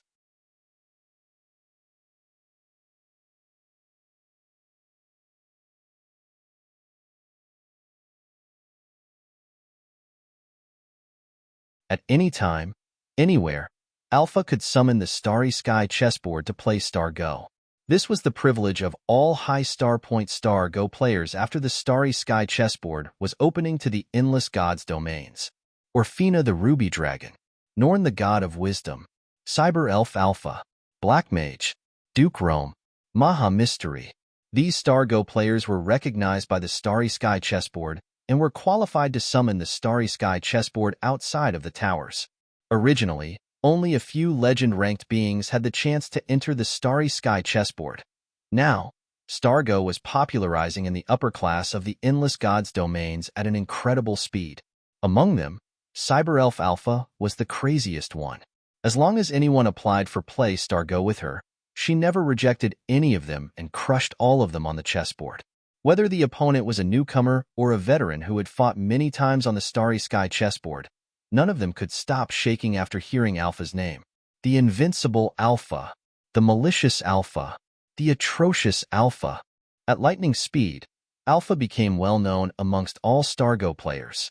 If it wasn't because there were the videos about how a cloud in the sky defeated Alpha, no one could believe that Alpha would be defeated by the same person twice. A cloud in the sky, the master of Star Go, had completely become a myth. Through Alpha's appalling battle power, people could realize how incredible she was. Most of the time, the master of Star Go acted like a newcomer, but he could always win. Only in one game could people really feel his unfathomable strength of Star Go. That was the only time that the master of Star Go took the initiative to attack. Like an endless abyss showing a corner, his star-breaking let people witness the ultimate power of chess pieces. As if they first recognized Star Go, people finally found that they were so ignorant of the rules of Star Go and became more and more longing for the stage represented for the highest wisdom in the endless god's domains. The duel between Alpha and Yunshi had far-reaching influence that was far beyond Yunshi's imagination. After the duel, the starry sky chessboard opened to all towers. After that, a storm of studying Star Go had begun to sweep through numerous gods' domains.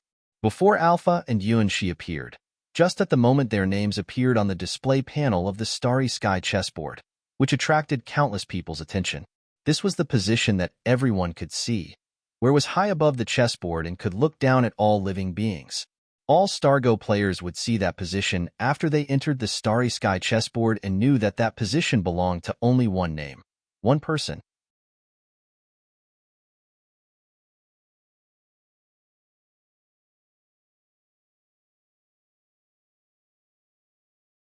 He only played 100 times on the starry sky chessboard, but it had become a legend loaded into the history, being remembered by countless people. The lower part of this position was still empty up to now. That was the area for 10-star players. Below that, there was a lone code name, Cyber Elf Alpha, the only 9-star player. At the bottom of the display panel, there were countless names of newbies. Even though they were newbies, most of them were famous, powerful big shots in countless gods' domains. The starry sky chessboard had just opened several days to the endless gods' domains, but the number of newbies was already dozens of times more than the total amount of the players in the past. This number was also quickly increasing, and the number of audiences was even hundreds of times more than the number of players. Therefore, when people saw the names appeared on the top of the display panel, countless people were shocked. Has Cyber Elf Alpha found the master of Star Go? Like Alpha, the three sisters of Norn the God of Wisdom also spent all day on the starry sky chessboard. They immediately used their privileges to enter the nearest seats to observe the upcoming duel. Auditorium was also a new rule of the starry sky chessboard. Top-level players could get the nearest seats. As for those newbies, they could only watch in the back row. Casina, why don't you approve my invitation? I also want to play Star Go with you. Well, the Ruby Dragon was a little jealous. Umitba, benefactor, you are preordained to join our Buddhism. Finding that Yunshi was protected by the rules of the starry sky chessboard, so he couldn't approach Yunxi, Maha Mystery Side. On the starry sky chessboard, neither Yunxi nor Alpha heard the voices from the auditorium. Even though there were tens of millions of people watching their duel, they wouldn't be disturbed by any external forces. Finally, I can play Star Go with you again. Alpha's fingertips stroked the chess piece in her hand as her heart beat fast, as if she was dating. Well, I will go first. Yunxi picked up a black chess piece and put it in the center of the chessboard without hesitation. Tinjin.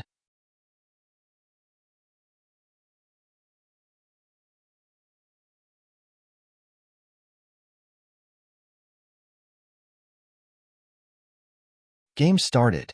Alpha was absorbed in watching the only black chess piece on the chessboard and instantly gave her whole attention to calculate. Tinjin. Scold. The youngest of the three goddesses screamed. Tinjin. Erd's face turned unusually red. It's Tinjin again. Verdandi hugged her sisters and murmured to herself. Tinjin? In the past, no one placed the first chess piece on Tinjin until Yunxi appeared. As long as he went first, he would put his first chess piece on Tinjin, and he was never defeated. This was how incredible the master of Star Go was, and because of him, people called this move the move of the master of Star Go. As I expected, he chose Tinjin again. The invincible myth of Tinjin. I'm afraid that Alpha would be defeated again this time. Watching Yunxi's first move on the chessboard, everyone knew that they were witnessing history, the third duel between Alpha and the master of Star Go. Alpha had fantasized this scene countless times. She put down her chess piece without hesitation. Faced with the master of Star Go, she would save her every bit of computing power. Most of her planet quadrant computers were still under reconstruction. She could only use half of her computing power now. In order to defeat her strongest opponent, more than 90% of her computing power was used to optimize her calculation program of Star Go. Especially the 100 games Yunxi had played.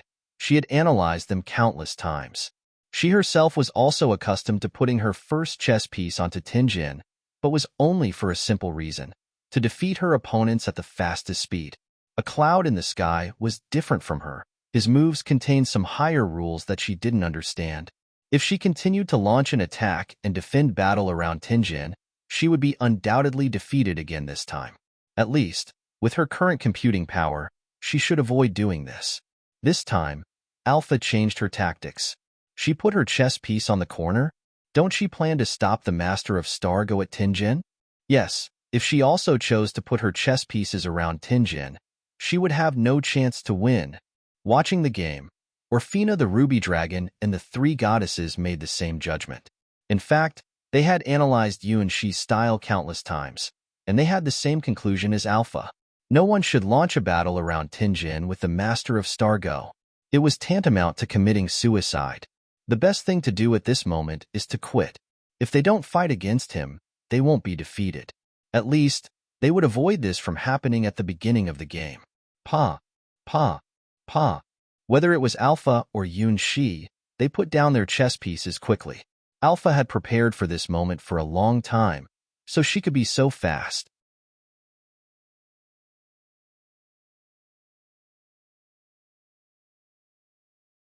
As for Yunxi, it's really a happy feeling to play Star Go. As soon as he looked at the familiar chessboard, all the troubles in his heart disappeared. In this world, he didn't need to think about anything. After coming to the familiar chessboard and playing with the familiar opponent again, it seemed that everything was no longer a problem in his heart, at least, no longer a problem at this moment. Alpha was a supreme god in the mechanist god's domain. However, on the chessboard, they were just players, and he could even take the upper hand here. Familiar chessboard, familiar chess pieces, familiar trajectory of stars. Yunxi suddenly regained his self-confidence and was no longer at a loss as when he was in the mechanist god's domain. The starry sky chessboard is his home field. After a dozen turns later, Alpha's chess pieces had formed shape on the chessboard. Defense? The three goddesses looked at the chessboard in surprise. It's not like her style.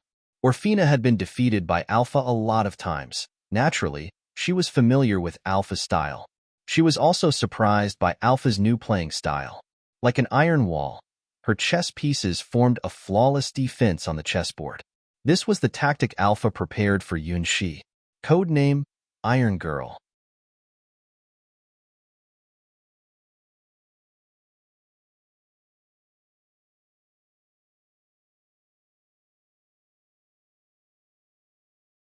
Iron symbolizes the strongest shield forged with the strongest will.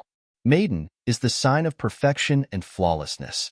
The tactics of the Iron Maiden was to use the optimized calculation formula to increase her defense power to the limit and then to find the path leading to victory. It would be a big mistake to think that Alpha's Star Go strength also declined after she lost half of the planet quadrant computer's computing power. Alpha only used 1/10 of her computing power, then she had built a whole world to deduce the future of mankind. After accomplishing all this, she randomly put planet quadrant computers into it to let them observe and learn how to take over the world after the demise of mankind. If it wasn't because of Qian, she wouldn't have noticed that mankind could still be saved.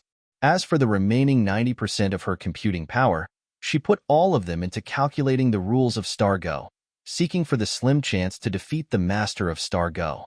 Compared with the calculation scale of Star Go, the computing power she used to calculate the future of the Mechanist God's domain wasn't worth mentioning at all.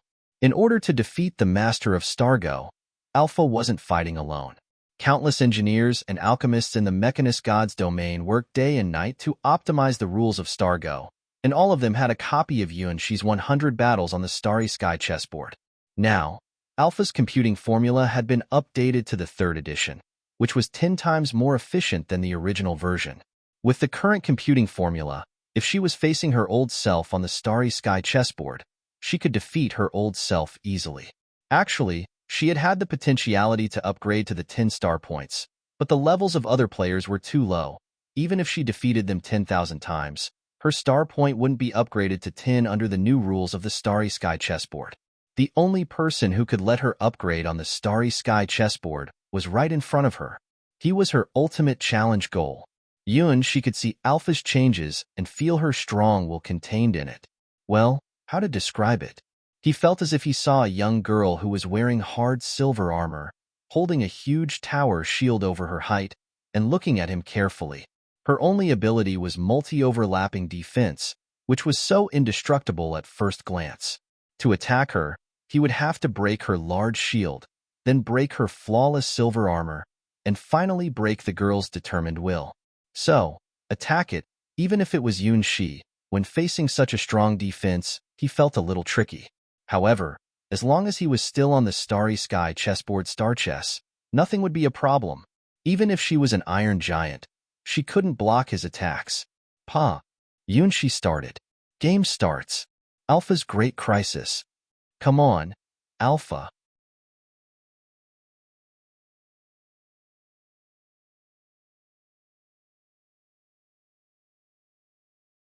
The 3 goddesses cheered.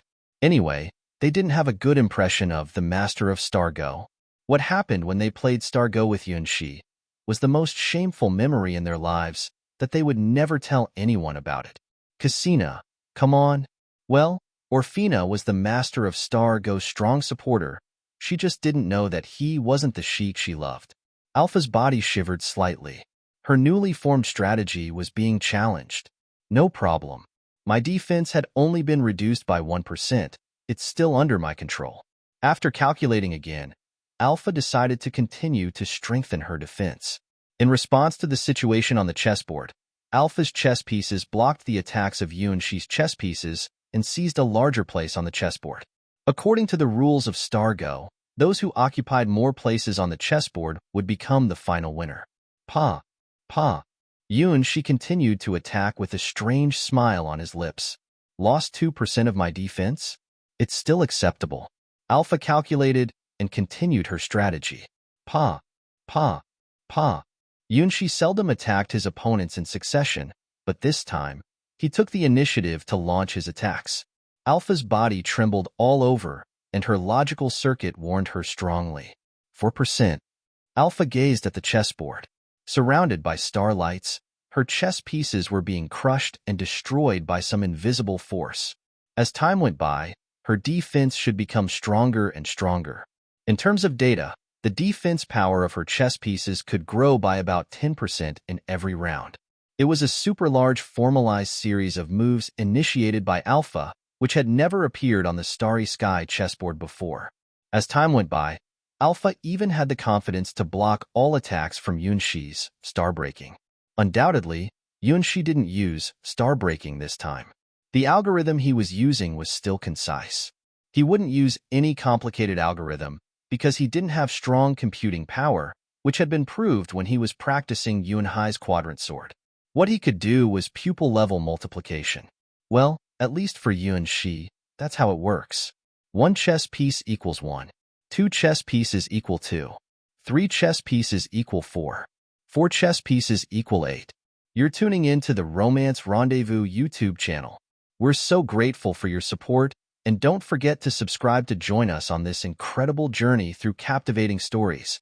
Your generosity through donations truly makes a world of difference, as it's the primary source of revenue that allows me to expand and enhance this channel for you. Thank you from the bottom of my heart for being a part of this adventure.